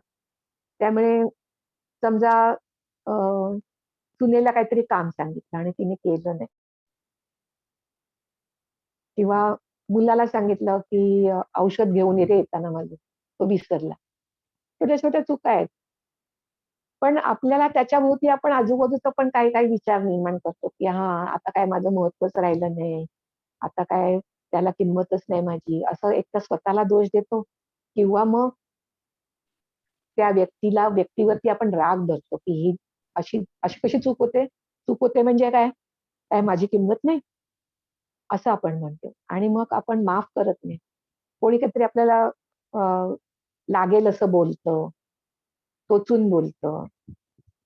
तर तेच आपण उगाळत बसलं आणि त्याच्यावरून दुसऱ्यावर राग ठेवत आपल्या नात्यांमध्ये दरी निर्माण होते. त्यापेक्षा आपण माफ करायला जेवढं लवकर माफ करायला शिकू, तेवढं अ, आपण आपलं मन मोकळं होईल आणि आपण नाती पण चांगली सुधारतील आणि अ, त्यातून पुढे पुढे जाऊ शकू. त्यामुळे चुका जशा आपण करतो, तशाच इतरांच्या पण होऊ शकतात किंवा माणूस आहोत आपण, त्यामुळे आपल्या हातून चुका होणं स्वाभाविक आहे. हे लक्षात घेतलं आणि चुकांना माफी केली, तर आपलं मन सारखं उडत राहत नाही. आता चुका मान्य करणं ही अजून एक वेगळी गोष्ट आहे, की आपल्या हातून काही वेळा चूक झालेली असते. पण आपण कुठे चुकलो ते बघत नाही. आपण दुसऱ्याला जबाबदार धरतो त्या चुकीसाठी. आता या वयात तर आपण पुष्कळ वेळा असं म्हणत असतो. तू माझं ब्लड प्रेशर वाढवतेस. आपण नवरा-बायको एकमेकांना म्हणतात, "तुझ्यामुळे माझं ब्लड प्रेशर वाढलं. आत्तापर्यंत मी कधी ब्लड प्रेशरच्या गोळ्या खात नव्हतो. तू मला त्रास देतेस आणि तू रोज भांडतेस, रोज विचार" असं असं म्हण. आता एक अ, गमतीशीर उदाहरण सांगते मगाशीच झालेलं. इथे तयारी करण्यापूर्वी मी जरा बेडरूममध्ये काहीतरी वस्तू घ्यायला गेले आणि ते उचलताना अ, तिथे चष्मा ठेवलेला होता. तो माझं लक्ष नाही गेलं. म्हणजे लक्ष होतं पण त्या एवढं सावधानगिरीने बाळगली नाही की चष्मा ती वस्तू घेताना पडला. तर मुलगा लगेच म्हणायचा, चष्मा पडला, असा कसा पडला? तर मी म्हटलं, तू ठेवलास कसा असा विचित्र ठिकाणी होता? तू ठेवला तिथे ठेवलास तर पडणारच ना. म्हणजे माझ्या हातून पडला. आता मी तो बघितला होता किंवा बघायलाच हवा होता, की कारण तिथे मी वावरत होते, तर मी तो बघायला हवं. पण मी माझी चूक मानत नाही. मी त्याच्यावर ढकलते, की तू ठेवलास कशाला तिकडे म्हणून तो पडला. ही छोटी गोष्ट झाली. पण अशा छोट्या-छोट्या गोष्टी करता-करता मोठ्या गोष्टींमध्ये पण असं होतं, की आपली जबाबदारी आपण मानत नाही आणि जोपर्यंत आपण आपली जबाबदारी मान्य करत नाही, तोपर्यंत आपण आपल्या चुका सुधारणार नाही ही एक गोष्ट. वाद होणार आपले दुसऱ्यांशी ही दुसरी गोष्ट. नातेसंबंध बिघडणार आणि मग नात्यातले ताणतणाव आले, की पुन्हा आपल्या आयुष्यामध्ये आहेच मनखट्टू. तर आपल्या चुकीची जबाबदारी आपल्याला घेता आली पाहिजे, की माझं जेव्हा काही गोष्टी घडतात, तेव्हा आपलाही त्याच्यामध्ये काहीतरी सहभाग असतोच. जसं एक महिला मंडळामध्ये मी काम करत होते. तर त्या महिला मंडळामध्ये सगळ्या अध्यक्ष वगैरे सगळ्या म्हणाल्या, "काही नाही महिला मंडळ बंद करून टाकूया. काही चालत नाही. कोणी त्याच्यामध्ये काही करत नाही. किती आपण जीव तोडून कार्यक्रम आखतो, कोणी नेलं येतच नाही. कशाला करायचं ह्यांच्यासाठी एवढं?" मी म्हटलं म्हणजे त्यांना त्या भगिनी मंडळाच्या सगळ्या अ, सभासदांना सगळे दोष देत होत्या त्या. तर म्हटलं ठीक आहे. 1 वर्ष मला चालवायला द्या. मला मी चालवते आणि बघूया. तरी पण नाही चाललं तर आपण मग बंद करू. आणि मग 1 वर्ष मी धडाडीने त्याच्यामध्ये काम करत राहिले. पहिली गोष्ट म्हणजे कम्युनिकेशन गॅप होत होते. कार्यक्रम कधी यायचे लोकांना समजायला कठीण जात होतं. मी प्रत्येक बिल्डिंग मधल्या प्रत्येक अ, विंगला एक व्हॉलंटियर नेमला. त्या व्हॉलंटियरकडे जबाबदारी दिली कार्यक्रम कधी यायचे कळवणं. बोर्ड एक लिहायला सुरुवात केली. जो बोर्ड म्हणजे तेव्हा काळात WhatsApp वगैरे नव्हता. मोबाईल एवढे हातात नव्हते. त्या काळातली गोष्ट. तर नंतर प्रत्येक बाईला भेटल्यानंतर ते सांगणं, कधी कार्यक्रम आहे, काय आहे आणि त्यांच्या आवडीचे, जिव्हाळ्याचे कार्यक्रम आखणं. त्याच्यामध्ये त्यांचाही सहभाग असेल असे कार्यक्रम आखणे. आणि कामं सगळी मीच का करू? असं म्हणून थांबायचं नाही. जर कोणी आलं नाही तर अगदी महिला मंडळाच्या जागेमध्ये त्या केर काढून खुर्च्या अरेंज करण्यापासून सुद्धा कामं करत राहिले. मग करता कार्यक्रम मस्त सुंदर वर्षभर पार पडले. तर सांगायचा मुद्दा असा, की जेव्हा अ, पदाधिकारी म्हणून त्यांनी असं म्हटलं, की त्यांची चूक आहे. ते लोकं येतच नाहीत. त्यांना जबाबदार धरेल. पण त्याच्यामध्ये माझा पण काहीतरी आहे. मी काहीतरी माझ्यामध्ये किंवा माझ्या आयोजनामध्ये बदल करू शकते, जेणेकरून जास्तीत जास्त लोकं प्रतिसाद देतील. म्हणजे स्वतःची जबाबदारी आपण घेतली, तर आपण काही सुधारणा करू शकतो. आपण स्वतःमध्ये सुधारणा करू शकतो. काही-काही वेळा बायका बघा अ, जेवण खारट झालं, मीठ जास्त पडलं. तर त्या काय म्हणतात, ते मी मीठ बरोबर टाकलं होतं. कोणीतरी चुकून दुसरं नाही टाकलं नाही ना, दुसऱ्याने कोणीतरी टाकलं असेल किंवा ते ते आता नवीन मीठ काढले ना, ते मीठच खारट आहे. मी बरोबर टाकलं होतं. म्हणजे माझी चूक नाही, माझी जबाबदारी नाही. असं म्हटलं तर मग पुढच्या वेळेला आपण करू शकू का, की बाबा समजा मीठ खारट आहेच. मला हे माहिती पण नव्हतं, की मीठ पण अळणी आणि खारट असतं. मला वाटायचं की मीठ म्हणजे मीठ. पण आता हे वेगवेगळे ब्रँड येतात त्याच्यामध्ये खरोखर असं काहीतरी असतं. तर जेव्हा मी लक्षात घेईन, की माझ्या हातून मीठ जास्त पडलंय, तर मग मी पुढच्या वेळेला ते कसं बरोबर योग्य पडेल याचा प्रयत्न करू शकते. त्यामुळे त्याच्यातून माझे काही वाद होणार ते टळू शकतात किंवा माझ्या हातून चांगल्या गोष्टी घडू शकतात. नंतरची गोष्ट आहे लवचिकता. आपल्या काही गोष्टी एकदम फिक्स असतात. काही सवयी असतात, काही आवडी-निवडी असतात, काही विचार असतात. त्याच्यामध्ये आपण बदल करायला जराही तयार नसतो. जसं पिढी दर पिढी काही विचार बदलतात. आपण जर म्हटलं, की आपल्या वेळचेच त्यामुळे विचारांमध्ये पण आपल्याला बदल करायची गरज पडते. किंवा सवयींमध्ये आता वय झालं, आता प्रश्न तो की समजा मुलगा सून दुसरीकडे राहतायत आणि ते आपल्याला राहायला बोलवतायत, तर आपण आडेवेडे घेतो, नाही बाबा मला नाही जमणार यायला. का? तर मला दुसरीकडे झोप नाही लागत, मला ते वेगळ्या खोलीमध्ये राहायला आवडत नाही, वेगळ्या ठिकाणी जायला आवडत नाही तिकडे. म्हणजे मग मुलाला वाटतं की अरे आपण बोलवतो तर ते यायला मागत नाही. मग नंतर मग म्हणतील की तू बोलवत नाही किंवा पुरेसं मला भेटत नाही, आम्हाला पुरेसा वेळ देत नाही, असं असं तक्रार. तर आपल्यामध्ये जेवढी लवचिकता असेल, तिथे नवीन ठिकाणी जावं लागलं, तर तिकडे तुम्हाला उठल्या उठल्या गरम चहा लागतो, पण तिकडे मिळाला नाही. झालं माझा दिवस गेला, आता काय माझा अख्खा दिवस वाईट जाणार, असं पण म्हणायची काही जणांना सवय. पण तेच म्हणलं ठीक आहे ना, एक दिवस नाही मिळाला उठल्या उठल्या चहा, मी दुसरं काहीतरी घेईन किंवा दुसरं काहीतरी करेन, ज्याने मला बरं वाटतं. तर ही फ्लेक्सिबिलिटी आपल्यामध्ये असेल तर आपण आनंदाने मस्त राहता येतं. त्यानंतर अनिश्चिततेचा स्वीकार. आपलं जे आयुष्य आहे हे खूप अनिश्चित आहे. म्हणजे कितीही आपण प्लॅन केला, कितीही ठरवलं की असं करायचं, तसं करायचं, कुठेतरी काहीतरी कमी अधिक होऊ शकतं. आपण ठरवलं की सगळं आवरून आता मस्तपैकी संध्याकाळी फिरायला जायचंय. नेमकी त्या दिवशी कामवाली येत नाही. कामवालीची दांडी म्हटलं की झालं हा एवढा पसारा. आणि मग आपण म्हणतो काय ठरवलं आणि नाही झालं आणि मग चिडचिड चिडचिड. त्यापेक्षा पटकन स्वीकारलं की चला आता झालंय. हा जो पहिला मुद्दा होता स्वीकार, परिस्थितीचा स्वीकार किंवा स्वतःचा स्वीकार.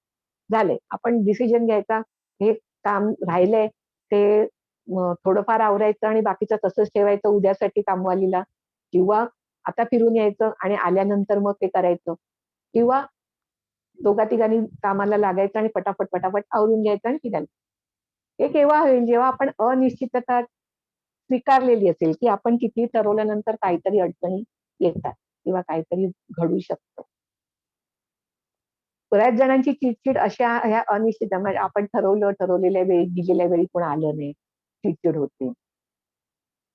किंवा इव्हन आयुष्याच्या च्या बाबतीमध्ये अनिश्चितता आहे म्हणून त्याच्यामध्ये गंमत आहे. तर आपण कायमच जिवंत राहणार असू आणि कायमच म्हणजे अमर असू आणि आपल्याला काही दुखणी होणारच नसतील, तर काही तशी मजा नाही येणार. काहीतरी ही सुख-दुःख आहेत, दुःख आहेत म्हणून थोडंसं आपल्याला अ, त्याच्यात मजा आहे. त्यामुळे मग अनिश्चितता आपल्याला ही स्वीकारायलाच पाहिजे. आता आजारपणाचा विषय आला तर कोरोना. आपल्याला असं वाटतं की खूप भीती वाटते कोरोना खूप काय-काय आपण काळजी घेतो, काय-काय करतो त्याच्यासाठी, पाढे पितो. अ, बाकीचे जे मेन 3 गोष्टी सांगितल्यात, हात धुणं आणि सोशल डिस्टन्सिंग ठेवणं, हे पाळतोच. पण त्याच्याही पलीकडे जाऊन आपण काहीतरी काढे पितो, अजून काय-काय करतो, काय आपल्याला वाटतं की आता आपल्याला व्हायला नाही पाहिजे, होणारच नाही. पण होऊ शकतो ना. असं जे आपण अपेक्षित नसतं, अशा गोष्टी होऊ शकतात आणि झाल्यानंतर त्याच्यातून आपल्याला मार्ग काढायचा असतो किंवा त्याला तोंड द्यायचं असतं इतकं. त्यामुळे जेव्हा आपण अनिश्चितता स्वीकारू, काही जणांना मी असं काही-काही आया बघितल्यात, की मुलगा सकाळी कामावर निघाला, तर तो घरी यायची वेळ झाली, की नुसती वाटेकडे डोळे लावून बसतात आणि मग थोडा उशीर झाला, की मनामध्ये काय-काय विचारायला आता काय होईल, काय झालं असेल, काय म्हणजे वाईट विचाराकडे मन वळतं. पण इतकी काळजी कशाला? जे घडायचंय ते आपल्या काळजीने घडल्याशिवाय राहणार आहे का? कशाला काळजी करायची? तर आपल्या मनामध्ये कुठेतरी आपल्याला हे स्वीकारावं लागतं, की कितीही आपण सगळं काळजी घेतली, कितीही आपण प्लॅन्स केले. काही जण असं सांगतात, की माझं आयुष्य मी प्लॅन केलेलं आहे. मी एवढे-एवढे पैसे एवढ्या-एवढ्या कारणासाठी जमा करून ठेवले आहेत, असं-असं केलंय. आता काही बँकांचे प्रकरण झाली, कोणाचे ते बँकमधले पैसे बँकेतून गेले, ठेवीच्या ठेवी गेल्या, कोणाचं काय. आयुष्य आहे, अडचणी येणार, अनिश्चितता आहे.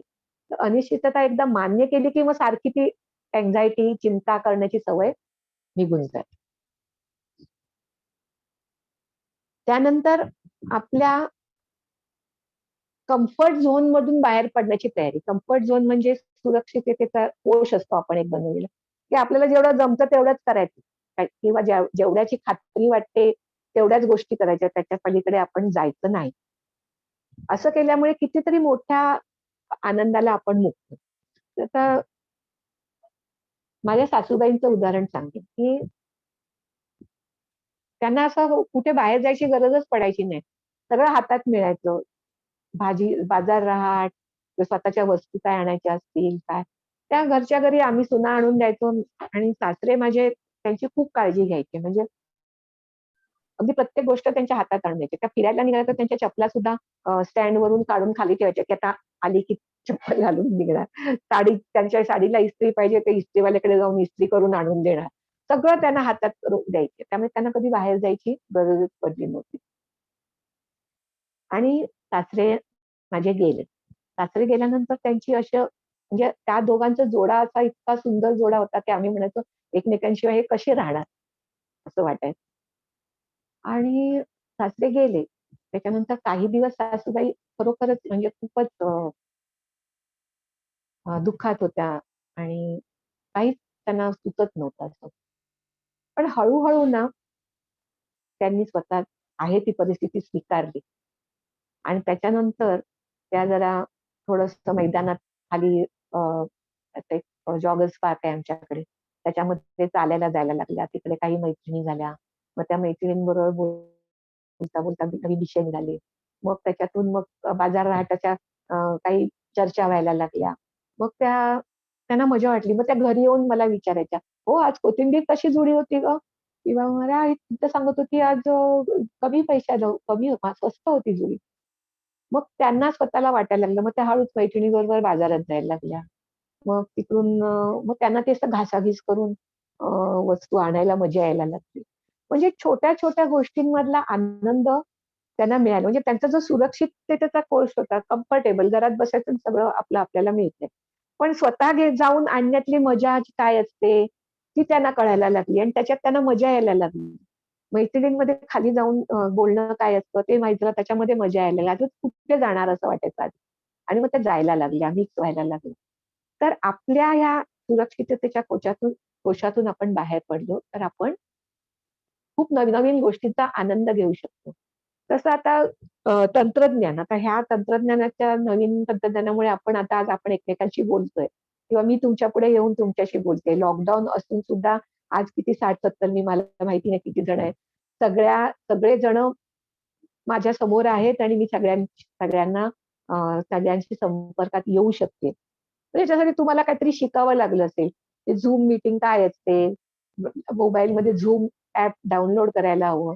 कितीतरी जण अशी आहेत, आता माझ्या वयाची किंवा माझ्याही पुढची, की ते नाही बाबा मोबाईल म्हणजे मी फक्त तो कॉल घ्यायला आणि कॉल करायला एवढ्यापुरतीच वापरते आणि माझे नंबर सुद्धा मी ठराविक 2-4 ज्यांना माझ्या मुलीला करायचा असतो, मुलाला करायचा असतो, तेवढेच फीड करून ठेवलेले आहेत.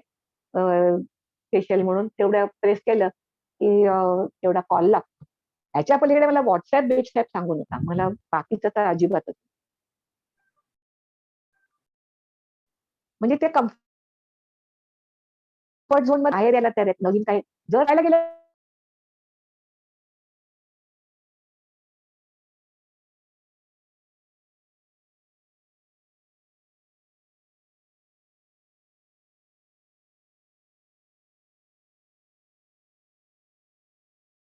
काहीतरी करून जातो आणि मी शिकायची राहते. पण मी जेव्हा शिकेन, तेव्हा मी स्वावलंबी होईन. मला त्याच्यावरती अवलंबून राहायची गरजच येणार नाही. तर नवीन डिसिजन घ्यायसाठी सुद्धा आता आपल्याला म्हातारपणी डिसिजन काय आहेत? नवीन गोष्टी शिकायच्या आहेत आपल्याला. काळाबरोबर चालायचंय, त्यामुळे आपण आनंद घेऊ शकतो. तर सुरक्षिततेच्या कोशातून बाहेर पडण्याची आपली तयारी पाहिजे. नंतरचं आणखीन एक गोष्ट म्हणजे मानसिक स्वावलंबन. आपल्याला असं ना वाटतं आता वय झालं, आता कोणीतरी आपल्याला विचारावं, इतकी वर्ष आपण कर केलं. आता कोणीतरी बसल्या जागी आपल्याला हातात आणून द्यावं काही गोष्टी. बऱ्याच वेळा असं म्हणजे मी सून झाले तेव्हा म्हणजे आता 34, 35, 36, 37 वर्षापूर्वीची गोष्ट. की माझ्या सासूबाईंबरोबर मी चालले होते. तर वाटेत कोणी कोणी भेटलं, "का नवीन सूनबाई का? वाह! वाह! वाह! आता काय, आता तुम्ही सासूबाई, आता तुम्हाला आराम." म्हणजे सासूबाई झाल्या, की त्यांना आराम सुनेकडून मिळणार. आता पूर्वीच्या काळामध्ये जेव्हा जॉइंट फॅमिली होती आणि अ, सा अ, स्त्रिया घरातच होत्या. अशा वेळी कदाचित असं हे शक्य होत असेल, की सून आली, की सासू बसली आहे आणि फक्त इन्स्ट्रक्शन देते आणि सून सगळं करते. तर तो काळ वेगळा होता. त्या काळामध्ये ठीक आहे, सासूला आता सून आली म्हणजे आराम. आताच्या ज्या सासू असतील त्यांना माहितीच आहे, चांगलंच माहिती आहे, की आता सुनाकडे बघायचं आरामासाठी तर ते योग्य नाही होणार. कारण का, की त्या बहुतेक सगळ्या बहुसंख्य सुना आता स्वतःच्या पायावर उभ्या आहेत, नोकरी करतात. आता लॉकडाऊनमध्ये घरी असतील, पण घरी असतील तरी त्या ऑनलाईन कामच करत असतात. त्यामुळे घरकामामध्ये अगदी सगळ्या त्या मदत करतील किंवा जबाबदाऱ्या आपल्या घेतील जास्त, इतकं काही शक्य नाहीये. तर ते जे आपल्याला वाटतं, की आता मला आराम मिळाला पाहिजे, आता मला कोणीतरी माझं केलं पाहिजे. तर हे जर आपण थोडा वेळ म्हणजे बाजूला ठेवला, हा विचार मनात येऊ नाही दिला, तर आपण जास्त आनंदी होऊ. कारण मला करायचंय ते करते. मला झेपतंय तोपर्यंत मी करतच राहणार. दुसरी गोष्ट झेपतंय तो पण आपण करत राहू हे आहे. पण आपण करत राहू तिथपर्यंत आपल्याला झेपणार आहे हे पण खरं आहे. जसं गाता गळा शिंपिता मळा ना, तसं आपण जेवढं कामामध्ये राहू, तेवढं आपल्या शरीराला व्यायाम मिळेल, तेवढं शरीर जास्त चालणार हेही खरं आहे. त्यामुळे आता मी बसून राहीन आणि आता मला सगळं सगळे विचारतील, ही अपेक्षाच नाही ठेवली, तर आपण आनंदी राहू शकतो.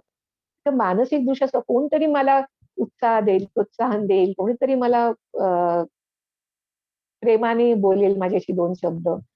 अशा अपेक्षा आपण जर जेवढ्या कमी ठेवू, तेवढ्या आपण जास्त सुखी, समाधानी होऊ शकू. अ, मला असं आठवतंय, की एक आपल्या प्रत्येकाच्या आयुष्यामध्ये, संसारामध्ये अशी फेज येते, की असं आपल्याला एकटं पडल्यासारखं वाटतं आणि पण आपण काय व्रत घेतल्यासारखं संसार करत असतो. सगळं जीव तोडून करत असतो आणि बाकीच्यांकडून अपेक्षा काही करू शकत नाही. कोण समजून घेईल, कोण करील आपल्यासाठी, असे करू शकत नाही. अशा वेळी ना मी अ, अशा एका स्टेजला मी असताना, मी असं एक स्लोगन स्वतःसाठी बनवलं होतं आणि ते लिहून ठेवलं तसं, की अ, माझी मी माझ्यासाठी माझ्या पाठी. असं एक मी वाक्य तयार केलं, की माझी मी माझ्यासाठी माझ्या पाठी. म्हणजे माझ्या पाठी दुसरं कोणी उभं राहायची गरज नाही. मी माझ्यासाठी आहे. मी माझे लाड लाड करीन. मी माझं आनंद घेईन. मी माझ्या सगळ्या कामं आहेत ती मी करीन. नक्कीच. म्हण पण हे स्लोगन जेव्हा मी बनवलं, माझी मी माझ्यासाठी माझ्या पाठी. त्या स्लोगन नंतर मला इतका शांतता झाली डोक्याला. माझ्या दुसऱ्यांकडच्या अपेक्षाच गेल्या आणि मानसिकदृष्ट्या मी इतकी स्वावलंबी झाले, की समजा एखादी गोष्ट मला नसेल येत, तर फाइंड आउट करायची, करायची आणि आपणच करायची. म्हणजे बँकेत जाणं म्हणा, पोस्टात जाणं म्हणा, या गोष्टी मला आधी येत नव्हत्या करायला. त्या मी करायला लागले. कोणाची वाटच नाही बघायची. सो माझी मी किंवा माझा मी माझ्यासाठी माझ्या पाठी. जो मानसिक स्वावलंबन आपण जेवढं ठेवू म्हणजे लाडाची, कोणाच्या लाडाची, आधाराची. कधी काय काय होतं मुलं आता मोठी झाली त्यांना त्यांचं आपल्यावरती प्रेम नाही असं नाहीये. पण ते वेग आहे त्यांच्या आयुष्याला. त्यांचे ते कामात आहेत, बिझी आहेत. त्यांचं स्वतःचं असं एक नवीन आयुष्य सुरू झालेलं आहे. त्यांच्याच आयुष्यामध्ये ते आहेत बिझी. तर आपण अपेक्षा नाही करू शकत. मुलगी सासरी गेली आहे. तर ती सासरी जाऊन आपल्याला वाटतं की तिने बोलावं आपल्याशी, फोन करून चौकशी करावी किंवा काहीतरी. पण आपण फोन करावा तरी तिचा स्वतःचा फोन येतच नाही आणि आपण फोन करावा तरी ती म्हणते, "काय गं जरा मी बिझी आहे, नंतर करू का?" आणि नंतर ती विसरते. तर अशा वेळी म्हणजे अशी जी खंत मनामध्ये राहते ना, की "अरे काय मला विचारत नाही" किंवा ती खंत आपल्या मनातून निघून जाईल आणि आपण मस्त आनंदी आपल्यामध्ये जगू शकतो. तो मानसिक स्वावलंबन, कोण माझी विचारपूस करेल, कोण मला लाड करेल, मला आधार देईल, अशी अपेक्षा सोडून देऊन आपलं आपण स्वतःला स्ट्राँग बनवणे. त्यानंतर ध्येयाला वाहून घेणं, म्हणजे काहीतरी एक काम असं आपल्याला सापडलं पाहिजे ज्याच्यामध्ये आपल्याला आनंद आहे, आपण रमतो आणि ते मनापासून करतो. जसं लहानपणापासून बघा ना, की खेळ खेळताना आपल्याला तहान, भूक सगळं विसरतो. साधं आपल्याला चित्रकला आवडते, तर चित्र काढताना एरवी आपण अभ्यासाला बसलो, की आपण "आई भूक लागली, तहान लागली" म्हणायचो. पण चित्र काढायला बसलं, की सगळं विसरायला व्हायचं. तर ते जर का आपण आठवलं, तर तसं काहीतरी आपल्या आयुष्यात असायला पाहिजे, ज्याच्यामुळे आपण आपलं भान विसरून त्याच्यामध्ये रमून जाऊ. मग ते एखादं स्वतःच्या आनंदासाठी केलेली गोष्ट असो किंवा दुसऱ्याच्या आनंदासाठी करायची गोष्ट असो. म्हणजे एक समाजसेवा असो, काही असो. तर असं काहीतरी जे आपल्याला आवडतं, ते आपण त्याच्यामध्ये आपण स्वतःला गुंतवून ठेवलं. आता तुमचा विरंगुळा केंद्र आहे, याच्याबद्दल मी खूप ऐकलंय, की आठवड्याचे 6 का 7 दिवस 6 दिवस तर तुम्ही ह्याच्यामध्ये बिझी असता. विरंगुळा केंद्रांमध्ये काहीतरी कार्यक्रम सादर करत असता. मस्त धमाल येत असणार तुम्हाला गाणी तयार करणं, कविता करणं, त्याचं वाचन करणं किंवा एकमेकांबरोबर कोऑर्डिनेट करून ते गाणं संगीत च्या बरोबर सादर करणं, खूप मजा येत असते. तर असं काहीतरी आपल्याला अ, पाहिजे. म्हणून छंदांचं आयुष्यामध्ये खूप मोठं महत्व आहे. म्हणजे आत्ताच असं नव्हे, अगदी पहिल्यापासून शेवटपर्यंत कोणतेही ताणतणाव असतील आपल्याला, तर त्याच्यामधून थोडासा तरी वेळ जेव्हा काढतो आपण छंदांसाठी, तेव्हा छंदांमधनं खूप मानसिक आपल्याला तणाव जाऊ विरहित आपण विरंगुळा मिळून आपण एकदम अ, ताणतणावाला तोंड द्यायला फ्रेश होऊ शकतो. त्यामुळे छंदचं अत्यंत महत्व आहे. दुसरी गोष्ट आत्ता ह्या वयामध्ये आपल्याला जेव्हा म्हणजे आत्तापर्यंत आपण कसं होतं, की आपल्याला काहीतरी ध्येय पर्सनल व्यक्तिगत जीवनामध्ये इतकं होतं, की आपल्याला विचार करायला वेळ नव्हता, की आपण कशासाठी जगतोय. मला संसार होता, मुलं होती, अजून काय-काय होत असेल, नोकरी होती. तर आता नोकरीमधून पण रिटायरमेंट आली. आता काय? आता आपण कशासाठी जगतोय? आता मुलं मोठी झाली, मुलांना आता तसं आपण करतो मुलांसाठी, पण आपल्याशिवाय त्यांचं काही आता अडणार नाही. आहोत तर ठीकच आहे. पण नसलो तरी त्यांचं काही अडणार नाही. मग अशा वेळी आपल्या आयुष्याचा अर्थ काय? तर असा अर्थ आता शोधण्याची ही वेळ असते. त्यामुळे आपल्या आयुष्याला अर्थ आपण नव्याने देणं आणि त्या अर्थाप्रमाणे आपलं आयुष्य आपण गुंतवून घेणं. मग ते समाजसेवा असेल, स्वतःचे छंद जपणं असेल, आवडी-निवडी जपणं असेल, एकमेकांना भेटणं असेल. पण असं काहीतरी कार्य की ज्याच्यामध्ये आपण अ, खूप गुंगून जातो, रमून जातो. सगळे दुःख विसरून जातो. कोणाला अ, ह्याचा म्हणजे अ, भजन, कीर्तन, देवाची पूजा ह्याच्यामध्ये पण आनंद मिळू शकतो किंवा प्रवचनं ऐकणं ह्याच्यामध्ये आनंद मिळू शकतो. पण त्याच्यामध्ये तुम्ही इन्व्हॉल्व होऊ शकता. म्हणजे कोणतरी सांगतंय आणि मी ऐकतोय इतपतच न राहता मीही काहीतरी त्याच्यामध्ये लेखन करीन, वाचन करीन असं असं जेव्हा असेल, तर अजून चांगलं. त्यामुळे आयुष्याच्या या वळणावर आपल्याला आता पुन्हा एकदा नव्याने अर्थ शोधायचा आहे. कशासाठी जगायचंय हे समजून घ्यायचंय. स्व नंतरची आणखीन एक गोष्ट म्हणजे स्वतःच्या सुखाचं आणि इतरांच्या सुखाचं महत्व. म्हणजे आपण जर असं नेहमी म्हणत असतो, की दुसऱ्याच्या सुखातच मी माझं सुख मानणार आहे. अ, तर जरा मी 1 मिनिट जरा हे करते हां. थोडंसं अर्जंट काम आहे. ठीक आहे. करा. हां. सॉरी थोडंसं मध्ये ब्रेक घेतला. तर आपण असं म्हणत होतो, की स्वतःच्या सुखाचं आणि इतरांच्या सुखांचं महत्त्व आपण लक्षात घ्यायला हवं. म्हणजे आपण काय असं करतो, की इतरांच्या सुखातच आपलं सुख मानायचं. असं म्हणताना बऱ्याच वेळा आपलं स्वतःकडे दुर्लक्ष होतं, की स्वतःला आपण नाकारतो बऱ्याच वेळा. तर आता बऱ्याच म्हणजे तुम्ही असं पुस्तकातून किंवा इतर ठिकाणी वाचलं असेल, की अगदी शेवटच्या क्षणी माणसं जेव्हा बोलतात तेव्हा काय म्हणतात? की आयुष्याबद्दल बोलताना अशा मुलाखती ऐकल्या असतील ना, की मरण्यापूर्वी प्रत्येक माणसाला असं वाटतं, बहुतेक सर्वांना असं वाटतं, की मी माझ्यासाठी जगायचं विसरलो. तर माझ्यासाठी जगायचं राहून गेलं. तर असं म्हणायची वेळ आपल्यावरती येता कामा नये. आपल्याकडे आता अजून भरपूर वेळ आहे आणि आपण भरपूर आयुष्य जगलो आणि आता समजा काही गोष्टी राहून गेल्या, करायच्या होत्या, करता नाही आल्या किंवा स्वतःला काही साधी गोष्ट असते, कधीतरी मला काहीतरी वेगळे कपडे घालून बघायचे होते. बकेट लिस्ट म्हणतात ना किंवा अ, मला काहीतरी खायचं होतं, जे मी आतापर्यंत खाल्लं नाही किंवा अ, नटायचं होतं, जे मी कधी नटून बघितलं नाही. असं काही काही असतं, तर आपले असे छोटे-छोटे गोष्टी असतात, ज्याच्यात ते आपल्या मनाला आनंद मिळतो अशा. तर ते करताना प्रत्येक वेळेस दुसऱ्याचा विचार करून, "बाई त्यांना काय वाटेल? ह्याला काय वाटेल?" असा विचार करून आपण स्वतःचं मन नेहमी मारत असतो. तर ते न मारता आता जगायचं. आता हा जो वेळ आपल्या हातात आहे, मी जे म्हटलं ना, की आशीर्वाद सराईतपणे देणाऱ्या हातांपासून ते फक्त आशीर्वादच देणं इथपर्यंत हाताची अवस्था होईल, आपली अवस्था होईल. इथपर्यंत जर आपल्याला दिवस जगायचे आणि ते जगायचे ते त्याच्यामध्ये आपल्यासाठी सुद्धा जगायचे. म्हणजे आता इतरांसाठी असं नाही, की मी स्वतःसाठी जगताना दुसऱ्यांना काही अडचण निर्माण करीन किंवा दुसऱ्यांच्या सुखाच्या आड येईन, असं नाही. तर काही-काही मी बघितलं अ, आता समजा घर आहे. घर वडिलांच्या नावावर आहे. अ, मुलाला वाटतं, की आपण वेगळ्या ठिकाणी वेगळ्या जागा घ्यावी, दुसरीकडे चांगल्या चांगल्या ठिकाणी राहायला जावं. पण मग अशा वेळी वडील म्हणतात, "नाही, नाही, आप हे माझ्या नावावर आहे घर आणि तुला पाहिजे तर तू दुसरं घर घे आणि तू राहा."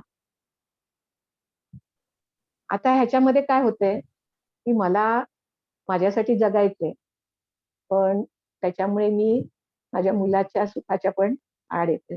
जर माझ्यामध्ये लवचिकता असेल, फ्लेक्सिबिलिटीचा मगाशी म्हटलं ना मुद्दा, की जीवनशैली कशी असावी, आपल्यामध्ये लवचिकता असावी.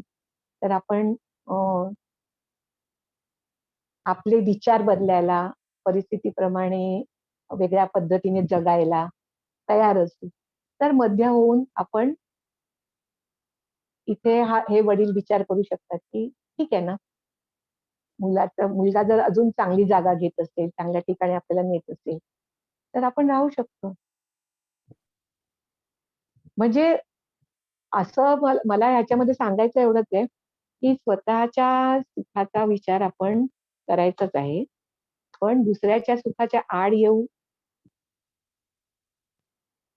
नाही येणार असं बघायचंय आपल्याला. आणि त्याच वेळी अ, असं आहे, की आपलं मन पण मारायचं नाही. आता जर मी अडून राहिले, समजा माझं घर आहे माझ्या नावावर आणि माझ्या मुलाला दुसरं घ्यायचं आणि मी अडून राहिले, की मला नाही तुला पाहिजे तर घे आणि त्याला काही दुसरं घेणं शक्य नाहीये हे विकल्याशिवाय. तर अशा वेळी अ, शेवटी मग मुलासाठी मी म्हणते, "ठीक आहे बाबा तुझी मर्जी, माझं काय झालं रे." असं मी नाराज होऊन गेले त्याच्यावरती. दिली परवानगी, पण घेतलं, तिकडे गेले. पण तिकडे मी कुढत राहिले. तर काही उपयोग नाही.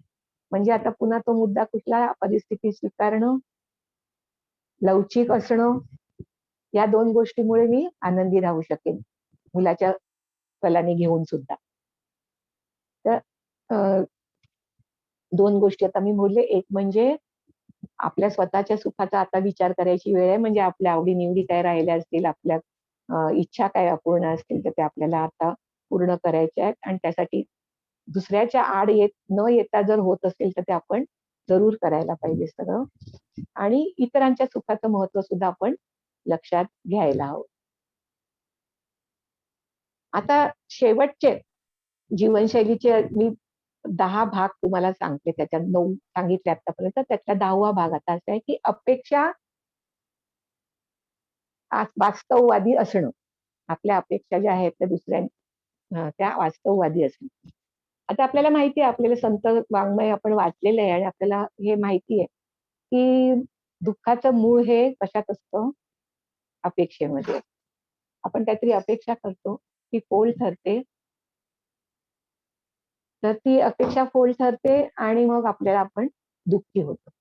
तर अपेक्षा हे जर दुःखाचं मूळ आहे, तर मग काय अपेक्षा करायच्याच नाहीत, असं असं आयुष्य असू शकत नाही. किती तुम्ही संन्यास घेतलात आणि किती तुम्ही एकटे जाऊन राहिलात तरी तुमच्या काही ना काहीतरी अपेक्षा कशाकडून तरी असतातच. तर अपेक्षा असणारच. पण त्या कशा असायला पाहिजे? तर वास्तववादी अपेक्षा असायला पाहिजे. आता वास्तववादी अपेक्षा म्हणजे काय? तर ज्या रास्त विचारावर आधारित असतील. रास्त विचार म्हणजे काय? विवेकनिष्ठ किंवा अविवेकी विचार. अविवेकी विचार असणे.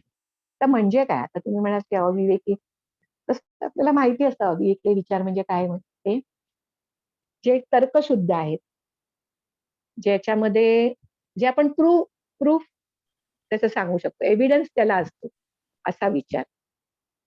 आणि वास्तव हे व्यवहार्य, त्याच्यातून आपल्याला काहीतरी प्रॅक्टिकल दृष्टिकोन असू शकतो.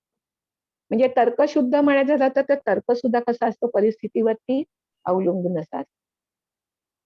आता श्रीकृष्णाची गोष्ट आपल्याला सगळ्यांना माहिती आहे, की एक कसाई होता. श्रीकृष्णाने गाय या दिशेने जाताना पाहिली होती. कसायाने विचारलं, तुम्ही गाय पाहिलीत का या दिशेने जाताना? तर त्यांनी सांगितलं, मी या दिशेने जाताना पाहिली. आता खोटं बोलणं आपण काय म्हणतो, चूक आहे, खोटं बोलायचं नाही. पण तिथे त्यांनी तर्क काय काय होता श्रीकृष्णाचा, त्याला गायीचा जीव वाचवणं त्यावेळेला महत्वाचं वाटलं, म्हणून त्यांनी तसं सांगितलं. तर व्यवहार्यता आपण त्या विचारामध्ये असली पाहिजे आणि तो तर्क त्याला काही अप्लाय झाला पाहिजे आणि तो अं, जसं प्रूफ त्याच्याबद्दल काहीतरी असलं, एव्हिडन्स असला पाहिजे. म्हणजे मी बोलतो ते खरं आहे असं आपण म्हणतो, की समजा आपण म्हटलं काय, की अमुक एक त्याच्या अंधश्रद्धा असं म्हणतो ना आपण, अंधश्रद्धा आहे. तर अंधश्रद्धेच्या बाबतीमध्ये आपण काय म्हणू, की खरं आहे, मला माहिती आहे, असंच असतं, असंच असतं, असं आपण म्हणतो. पण असंच असतं तर त्याला प्रूफ आहे का? प्रूफ देता येते का? नाही. मग तो विचार रास्त नाही किंवा तो विवेकी विचार नाही, तो अविवेकी विचार. तर अशा प्रकारे वास्तववादी अपेक्षा इतरांकडनं केल्या, म्हणजे आता समजा कमी बुद्धीचा मुलगा आहे आणि आपण त्याला म्हटलं की ह्यानी डॉक्टरच झालं पाहिजे. ती अपेक्षा वास्तववादी आहे का? नाही. का? तर आपण त्या मुलाला खूप चांगल्या-चांगल्या शिकवण्या ठेवू, पैसे खर्च करू, त्याच्यासाठी अ, खूप सोयी करून देऊ आणि मग म्हणू की आता ह्याने अभ्यास केलाच पाहिजे आणि चांगले मार्क मिळवलेच पाहिजे. पण त्याच्या त्या कुवतीच्या बाहेर असेल तर तो नाही करू शकणार. तो दुःखी होईल, तुम्ही दुःखी व्हाल. अपेक्षा पूर्ण होणारच नाही. तर हे अपेक्षांचं आपलं काय असतं, एक चक्र असतं. अपेक्षा, मग अपेक्षेचा भंग आणि मग निराशा. तर हे चक्र कसं असतं त्याच्याबद्दल थोडंसं मी सांगते. पहिल्यांदा आपण अपेक्षा करतो म्हणजे आपली काहीतरी एक मागणी असते. अमुक एक घडावं, अमुक असं घडावं. नंतर मग आपल्याला आपल्याला काय होतं ते समजा घडलं नाही, तर आपण काय म्हणतो, हे खूप भयंकर आहे. असं कसं नाही घडलं म्हणजे काय? मग शेवटी आपण त्याच्याही पुढची पायरी आपण चढतो आणि म्हणतो, हे असं नाही घडलं हे मी सहनच करू शकत नाही.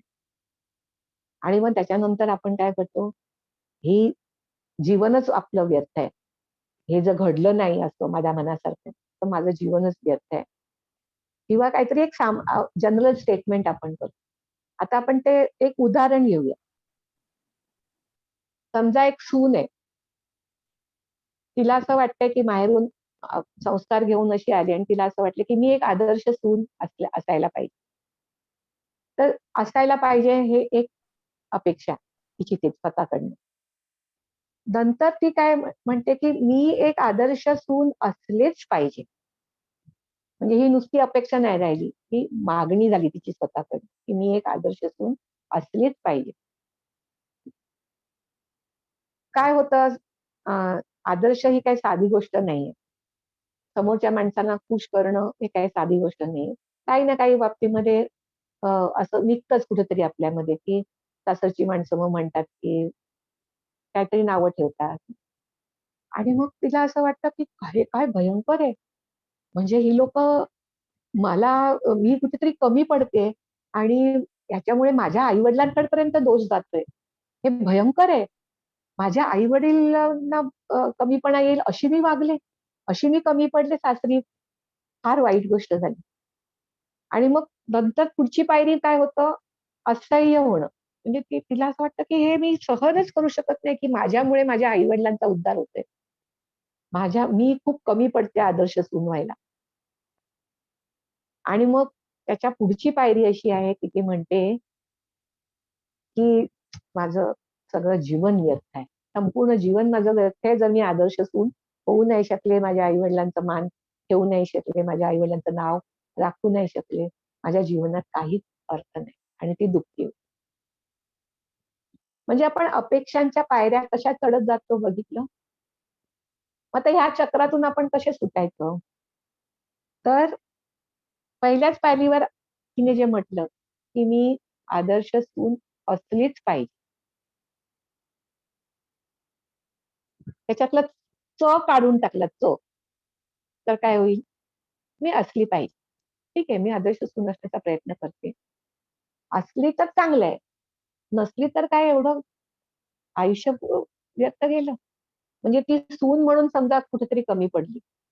तिचं बाकीचे काय गुण आहेत, ती नोकरीमध्ये खूप चांगली असेल, अभ्यासात खूप चांगली असेल, तिच्याकडे काही कलागुण असतील, तिची बाकीची नाती खूप चांगली असतील.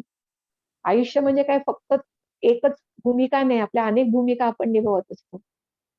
मग मी आदर्श सून असलीच पाहिजे या म्हणण्यामुळे काय होतं, पुढच्या सगळ्या चक्रामध्ये अडकून ती काय म्हणते, की माझं संपूर्ण जीवन व्यर्थ आहे. आणि असंच कळत-नकळत आपल्या रोजच्या जीवनात पण आपलं होत असतं आणि त्यामुळे मग आपण दुःखी होत असतो.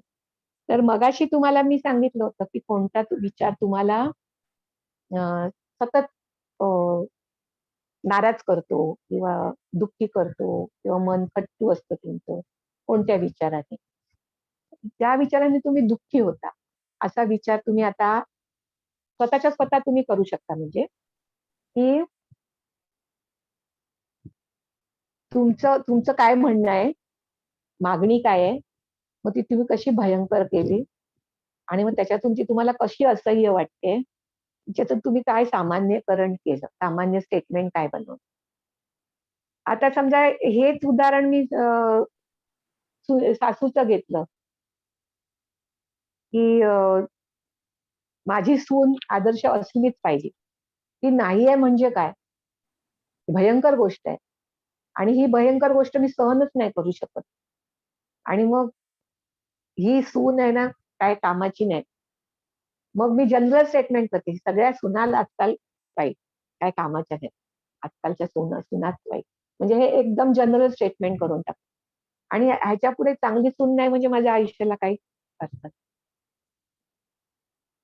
आता काही जण स्वतःच्या आयुष्याला अर्थ नाही असं म्हणतील, काही जण तिच्या आयुष्याला काही अर्थ नाही असं असं म्हणून दुःखी होतील.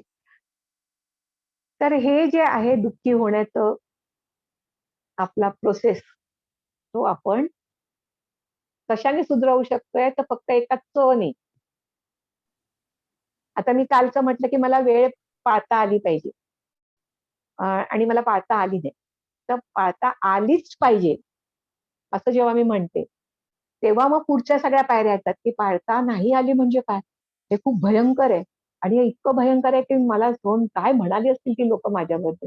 "हां, व्यर्थ आहे माझं सगळं. एवढं काय एवढं पोपटपंची एवढं सगळं ज्ञान सांगते, पण वेळेवर एक मला येता येत नाही. त्यांच्यासमोर फुकट गेलं सगळं माझं मेहनत." असं वाटून मी जर दिवसभर उडत राहिले असते, मला मला पुढच्या कामात लक्ष लागलं नसतं. माझं काय झालं टीव्ही बघता आला नसता, स्वयंपाकात काहीतरी उलटं-सुलटं झालं असतं. तर मी त्याच पायरीवर स्वतःला कसं थांबवलं, की बरोबर मी वेळेवर तिथे हजर राहायला हवी होती. राहिले असते तर फारच चांगली गोष्ट. पण नाही झाली म्हणून जग बुडालं नाहीये. त्यांना नको 5 मिनिटं थोडासा उशीर झाला खरा, पण असा उशीर पुन्हा होऊ नये याच्यासाठी मी काळजी घेईन आणि ती मी आज घेतली. तर ह्याच्यापुढेही घेईन असं. तर म्हणजे म्हणून मी जे भयंकर करते आणि स्वतःला त्रास करून घेते त्या त्रासातून मी मुक्त झाले. आणि एक मुक्त, ह्यात एक च आपला काढून टाकला आपल्या आयुष्यातला. कोणतीही गोष्ट ज्या अपेक्षा आहे ती झाली तर उत्तम आहे, पण झालीच पाहिजे असं जेव्हा म्हणतो आपण, तेव्हा आपण अडकतो. आणि मगाशी ते रास्त विचाराबद्दल अजून एक गोष्ट सांगायची राहिली, की एक ओळख आहे, की आपला विचार हा रास्त आहे की नाही, वास्तववादी आहे की नाही, हे कसं ओळखायचं? तर ज्या विचाराने आपण समस्येतून बाहेर पडतो, बाहेर पडायचा मार्ग आपल्याला मिळतो. ज्या विचाराने आपण तिथल्या तिथेच अडकतो आणि त्याच समस्येमध्ये गोल गोल फिरत राहतो, तो विचार अवास्तव. तर आपण तिथल्या तिथे फिरत राहिलो तर लक्षात घ्यायचं, की हा आपण अवास्तव विचार करतोय. तर आता आपण वास्तव विचार कसा करायचा? आणि मुख्यत्वे तो च काढून टाकला, की तो विचार रास्त होईल आणि मग तुम्ही सगळ्या दुःखातून दूर व्हाल. तर आता मगाचपासून मी तुम्हाला अ, जीवनशैली कशी असावी सांगितलं. म्हणजे परत एकदा मी रिपीट करते सगळं, की सुखी माणसाची जीवनशैली कशी असेल, तर एक म्हणजे स्वतःचा स्वीकार, नंतर आपण किंवा इतर चुका करू शकतो. त्यामुळे चुकांना माफ करता येणं. स्वतःच्या चुका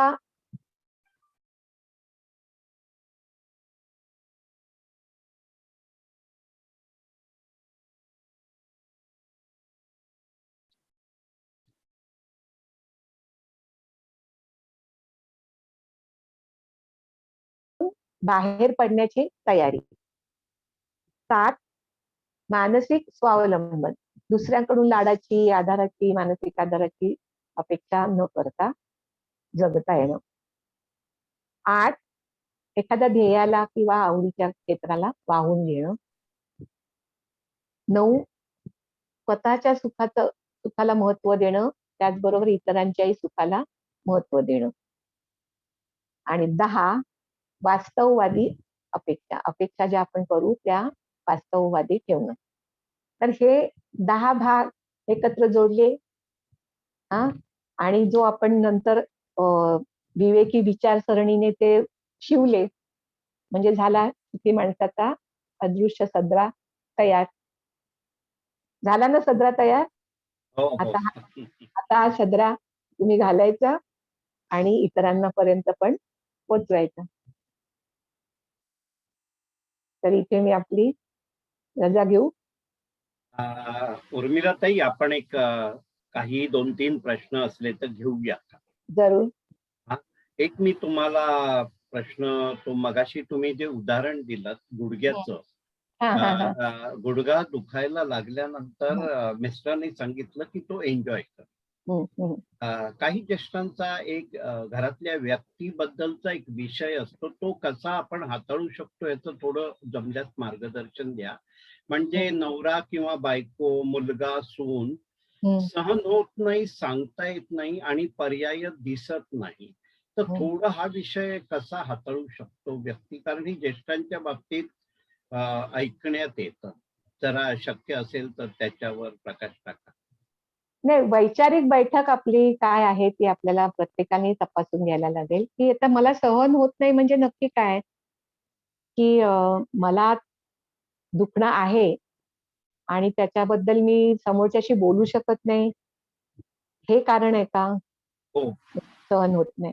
तर जे म्हटलं ना, की मानसिक स्वावलंबन आपण एकदा अंगीकारायचं, आत्मसात करायचं ठरवलं, तर मग मुख्य काय आहे, की गुडघा दुखतोय, त्याला काहीतरी इलाज हवाय. आयदर फिजिओथेरपी हवी आहे, औषधं हवी आहेत. अ, तर ह्या 2 पैकी जे करून जेव्हा दुखणं चालू राहतं, तर मी जसं सांगितलं स्वीकारलं एकदा दुखणं, की ते होणार आहे. तर आपोआप आपलं त्याच्याकडे अ, लक्ष जे सतत दुखतंय, दुखतंय, दुखतंय असं न राहता आपलं आपण त्याच्याकडे ते विसरू शकतो. दुसरी गोष्ट औषध पाणी व्यवस्थित घेतोय आणि ते जर आपल्या बरोबरचे कोण, आता समजा मला खाली उतरणं शक्य नाहीये, पण औषध आणून हवंय. ते मुलगा आणून देत नाहीये असं काही आहे का? तर मग आता नवीन सोयीप्रमाणे ऑनलाईन मागवता येतं. आपण फोन नंबर केमिस्टचा घेणं आणि त्या केमिस्टचा नंबर घेऊन आपणच ऑर्डर करणं आणि ते औषध आपल्यापर्यंत येईल असं. ते आता हे झालं फिजिकल जे अवलंबन आहे आपलं त्याच्यातून मार्ग काढणे. पण मानसिक स्वावलंबन जेव्हा आपलं असेल तेव्हा आपली लाडाकोडाची अपेक्षाच नसणार दुसऱ्यांकडून, की बाबा मला होतंय तर होत नाहीये तर मला काय 2 शब्द प्रेमाचे बोलतील किंवा म्हणजे मला बसवून ठेवतील किंवा असं. तर औषध घ्या, कामाला लागा, असं होऊ शकतं. आणि वादविवाद केव्हा होतात? जेव्हा असं दुखण्या-खुपण्यावरून वादविवाद म्हणजे काय होऊ शकतात? मला एखादं उदाहरण सांगा. नाही, तुम्ही तिन्ही बाजू टच करतायत. हां, समजा मुलगा सांगण्यातला नाही आणि मुलगा हा ताप आहे, पण हां, दोनच माणसं घरात आहे, आई आणि मुलगा. हां, असं एक आहे आणि 2-3 उदाहरण आहे. पण हे जास्ती ते तुम्ही त्याच्या 2 बाजू सांगितल्यात. हे हां. मानसिक स्वावलंबन आणि स्वावलंबन. त्याच्यातला फिजिकल भाग आणि मानसिक भाग. हां, आणि तेवढं त्या आधाराला पुरण्यासारखं आहे. अलका राजर्षीने मेसेज पाठवलाय, की हा सदरा स्वतःचा स्वतः शिवून घ्यायचा आहे. अलकाताई, तुमचा मेसेज बघितला मी. आणि आपल्यातल्या कोणाला प्रश्न असेल तर जर अनम्यूट करा आणि प्रश्न विचारा. उर्मिलाताई, आपण खूप सोप्या भाषेत खूप छान सुखी सदरा आपण सर्वांना परिधान केला आहे. हं. आता ते अंमलात आणायचंय सगळं. नाही, नाही आणतील. अपर्णाताई, तुम्ही अनम्यूट करा आणि व्हिडिओ चालू करा. आपण पण खरंच म्हणजे तुमचे आभार मानावे, अपर्णाताई बोलतीलच, तेवढे कमी आहेत. खूप बरं वाटलं. ज्येष्ठांचे खूप प्रमाणातले प्रॉब्लेम जे काही असतात विषय, ते सुटे केलेत. आणि ज्येष्ठांना मला सांगायला आवडेल, की हा कार्यक्रम जो आहे YouTubeवर असणार आहे आणि तुम्ही तो वारंवार ऐकून त्याचा अभ्यास करा. आणि आपल्यामध्ये आपल्या प्रत्येकाने तो सदरा घालायचा आहे आणि ते दुसऱ्याने करायचं काम नाहीये. उर्मिलाताईंनी स्पष्ट सांगितलंय, की आपण हा सदरा घालायचा आहे. तर पुन्हा एकदा 10ही मुद्दे सांगू शकाल का? हो ना, आम्ही नोट डाउन करतोय म्हणून. हां, हां. करा, करा. चालेल. सुखी माणसाची जीवनशैली काय असावी? तर पहिलं म्हणजे स्वतःचा स्वीकार. हे तुम्ही स्वतःचा स्वीकार, स्वतःच्या परिस्थितीचा स्वीकार दोन्ही ह्याच्यामध्ये आलं. परिस्थिती कधी-कधी असं असतं, की बदलता पण येते. त्यामुळे जी परिस्थिती आपल्याला बदलता येणार नाही, तिचा स्वीकार आणि जी परिस्थिती बदलू शकतो, ती बदलायचाही आपण प्रयत्न करू शकतो. की प्रार्थना मागे खानोलकर सरांनी पण सांगितली होती, की परमेश्वराकडे त्यांनी अशी प्रार्थना केली, की जी परिस्थिती मी बदलू शकतो, ती बदलायचे मला धैर्य दे. जी परिस्थिती मी बदलू शकत नाही, ती ती स्वीकारण्याची मला शांतता दे आणि या 2 परिस्थितीमधला अंतर समजण्याची बुद्धी मला दे, असं देवाला म्हटलंय. ती प्रार्थना इथे लक्षात ठेवण्यासारखी आहे, की स्वीकार करताना कोणत्या गोष्टी आपण बदलू शकतो, त्या बदलायच्या आहेत आणि ज्या बदलू शकत नाही, त्या आहेत तशा स्वीकारायच्या शांतपणे. तर पहिला भाग मी सांगितला तो स्वतःचा आणि परिस्थितीचा स्वीकार. दुसरी गोष्ट चुका करणं आणि त्या चुका झाल्यास माफी करणं. तर तुम्ही लिहिताना चुकांना माफी करता येणं असं लिहा. आणि आपण जसे चुका करतो तसे इतरही चुका करतात. म्हणजे अ, इतरांच्या चुकांबद्दल आपण चिडण्यात अर्थ नाही. आपल्या पण हातून चुका होतात ना, तशा त्यांच्याही. तो चुकांना माफी करता येणं. नंतर तिसरं स्वतःच्या चुका मान्य करून जबाबदारी घेणं, स्वतःची जबाबदारी.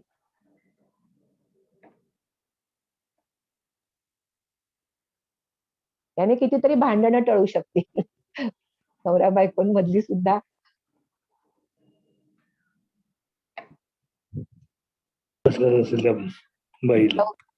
चौथं म्हणजे लवचिकता, सवयींमध्ये, विचारांमध्ये. अगदी खुणाच करून सगळं लिहून घेतलं. अनम्यूट कोणीही करू नका. 5वं, अनिश्चिततेचा स्वीकार. जीवनात खूप अनिश्चितता आहे, ती एकदा स्वीकारली की काहीही घडू शकतं कुठल्याही क्षणी. तर आपल्याला फक्त तोंड देणं आपल्या हातात आहे, चिंता करून काहीच फायदा नाही. तो अनिश्चिततेचा स्वीकार.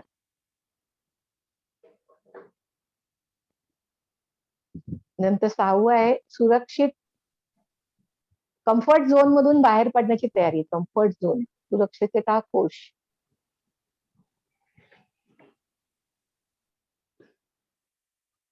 या कोशातून आपली बाहेर पडायची तयारी असेल तर आपण कितीतरी जीवनातला आनंद घेऊ शकतो.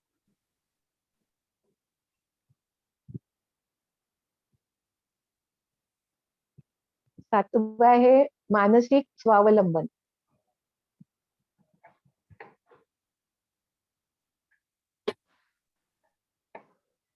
हे आता चांगलं लक्षात आलं असेल तुमच्या. स्वतःच्या लाड करून घेण्याची किंवा कोणाकडून तरी आपल्याला आधार मिळेल, 2 शब्द प्रेमाचे कोण बोलेल, अपेक्षा नाही करायची.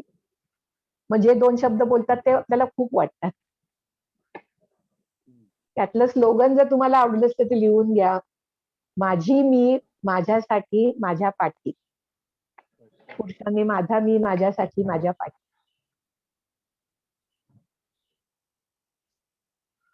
मानसिक स्वावलंबन. नंतर 8वं, ध्येयाला वाहून घेणं. कोणत्याही एका गोष्टीला, कार्याला, समाजकार्याला किंवा स्वतःच्या छंदाला, जेणेकरून आपल्या जीवनात एक नवा अर्थ तयार होईल.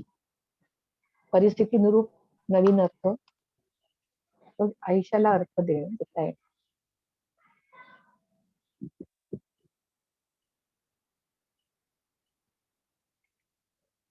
नंबर 9,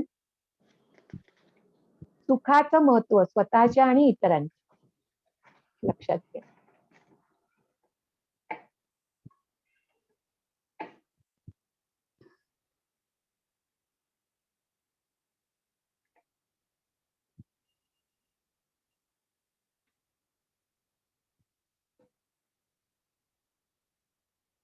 आणि लास्ट अपेक्षा, वास्तववादी अपेक्षा.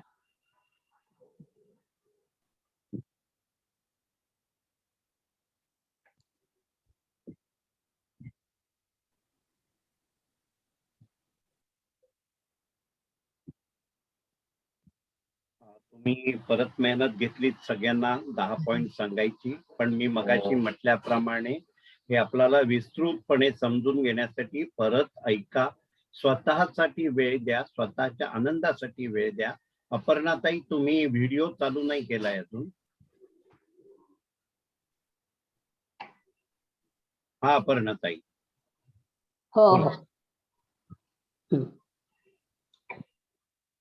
नमस्कार उर्मिलाताई. काय किती सुंदर, सोप्या, सहज, साध्या, घरगुती वातावरणामध्ये, म्हणजे जे मनपूर्वक जे मी परीक्षण वाचलं ते अगदी तंतोतंत त्याप्रमाणेच तुम्ही आज आम्हाला छान सांगितलं. आणि सर्वात महत्वाचा मला भावलेला मुद्दा म्हणजे सुखी माणसाला सदरा नसताना सुद्धा सुखी असतो, याचं हे महत्वाचा मुद्दा आणि हे भान तुम्ही आज आम्हाला दिलं. म्हणजे एखादी गोष्ट नाही म्हणून मी दुःखी होते, हे यापेक्षा सुद्धा काहीही नसताना सुद्धा माणूस सुखी असू शकतो, याचं भान तुम्ही आज आम्हाला दिलं. आणि स्वतःचा स्वीकार, स्वतःला स्वीकारा बदलत मी 10 मुद्दे रिपीट नाही करणार. तर आणि एक तुम्ही छान सकारात्मक उदाहरण दिलं की आपण जोपर्यंत काम करत राहू तोपर्यंत ते काम आपल्याला झेपणार आहे. म्हणजे मला काम आयुष्यभर मी शेवटच्या क्षणापर्यंत ते काम मी करणार आहे आणि मला ते झेपणार आहे. एक छान सकारात्मक भूमिका तुम्ही आम्हाला आज दिली. आणि तुमचं जे एक स्लोगन होतं ते मी आधीच लिहून घेतलं, माझी मी, माझ्यासाठी, माझ्या पाठी. म्हणजे मी, माझ्या पाठी पण मी, पुढे पण मी, माझ्यासाठी पण मी, चहूबाजूंनी मी माझ्या स्वतःला संरक्षण देऊ शकते. आणि हे खूप छान उदाहरण तुम्ही आज तुमच्या बोलण्यातून या आज आम्हाला मिळालं. आणि सुखी माणसाचा अदृश्य सदरा घालण्यासाठी ज्या तुम्ही 10 युक्त्या म्हणा, टिप्स म्हणा किंवा जी गुरुकिल्ली दिली, ती जर आपण जीवनशैली अनुभवली म्हणण्यापेक्षा अनुसरली, आज अनुभवली आपण तुमच्या बोलण्यातून, पण ती जर अनुसरली आपण तर, आणि त्याच्यात एक तुम्ही आणखी एक 2 मुद्दे महत्वाचे सांगितलेत, की अं, मुळात बघण्याचा दृष्टिकोन बदला. काय नाही याच्यापेक्षा काय आहे, आणि या संकटातून, या परिस्थितीतून मी कशी बाहेर पडेन, मला पाहिजे ती गोष्ट मी कशी मिळवू शकेन, हा दृष्टिकोन बदलण्याचा दृष्टिकोन तुम्ही आम्हाला दिलात. आणि चा अट्टाहास सोडा. मुळेच सगळ्या गोष्टी घडतात, सगळं रामायण होतं ते मुळेच होतं. तर ते एक तुम्ही छान सांगितलं, की तो अट्टाहास सोडा. आणि महत्वाचं सांगायचं म्हणजे तुम्ही जी सांगितलेली ही विशिष्ट जीवनशैली आम्ही अनुसरलेली आहे. म्हणजे आहे म्हणणार मी, कारण अनुसरली आहे म्हणणार, कारण अनुसरणार आहे असं म्हणणार नाही, मी अनुसरली आहे असंच म्हणेन. म्हणजे मी या सगळ्या सभासदांच्या वतीने, आज उपस्थित असलेल्या श्रोतांच्या वतीने मी सांगते तुम्हाला, कारण तेवढी सकारात्मकता तुम्ही निश्चितच दिलेली आहेत. आणि तुमचे हे मुद्दे परत लिहून घ्यावेसे वाटले, ते याच्यामध्येच तुमच्या आजच्या या तुमच्या सांगण्याचं सगळं श्रेय याच्या कार्यक्रमाचं त्याच्यात सामावलेलं आहे. आणि ही अनुसरलेली आहे आम्ही, आणि अशीच ती आयुष्यभर आम्ही ती वावरणार आहोत, वापरणार आहोत. तो काढणार नाहीये आम्ही तो सदरा, याची मी तुम्हाला ग्वाही देते. आणि आजच्या या कार्यक्रमाविषयी काय बोलण्यात म्हणजे मला शब्द नाही आहेत, की खूपच सुंदर असं. तर आता तुमच्याविषयी थोडस, उर्मिलाताई, स्वयं निर्णय, स्वयं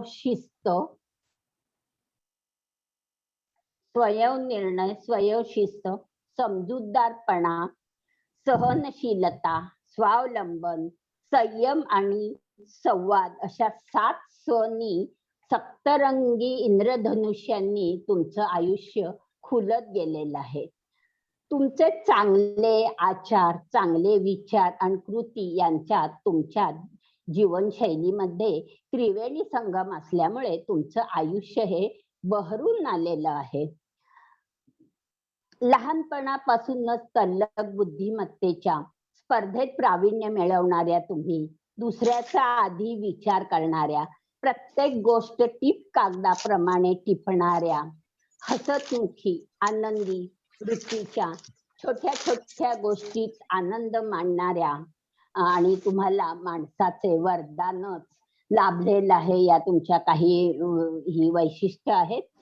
तर ती मी आताच मला अनुभवली, मी म्हणजे तुमच्या सहवास जो काही मला थोडाफार आला त्याच्यामध्ये. तर संवेदनाच्या ज्योती तुम्ही पेटवल्या आहेत आज. तयारी फक्त शरीराच्या आरोग्याची नाही, तर मनाच्या निकोपतेचीही तयारी कशी करायची याचा आज तुम्ही प्रात्यक्षिक आम्हाला दिलं. सतत उत्तमासाठी ध्यासाची ज्योत घेऊन प्रयत्न करत राहिलात. यामध्ये तुम्ही स्वतः परमानंद घेऊन आम्हालाही तो दिलात. आज आमची ही संध्याकाळ तुमच्या सुखी माणसाच्या सदरेमुळे प्रकाश किरणांनी जीवन उजळून गेलेलं आहे. आर्थिक नात्यांची, विचारांची, कल्पकतेची, संस्काराची समृद्धीने भरलेल्या समृद्ध अशा जीवनशैली जगणाऱ्या उर्मिलाताईंना, म्हणजेच विजूताईंना, कारण विजूताई हे नाव घेतल्याशिवाय माझं पूर्ण होणार नाहीये, कारण मी तुमची बाहेरची आहे हे मला अधोरेखित निश्चित करायचं वाटतं. तर असल्यामुळे तर अशा या विजूताईंना म्हणा किंवा आता आपण उर्मिलाताईंना म्हणूया, प्रेम प्रार्थना आणि कृतज्ञपूर्वक, मनपूर्वक धन्यवाद.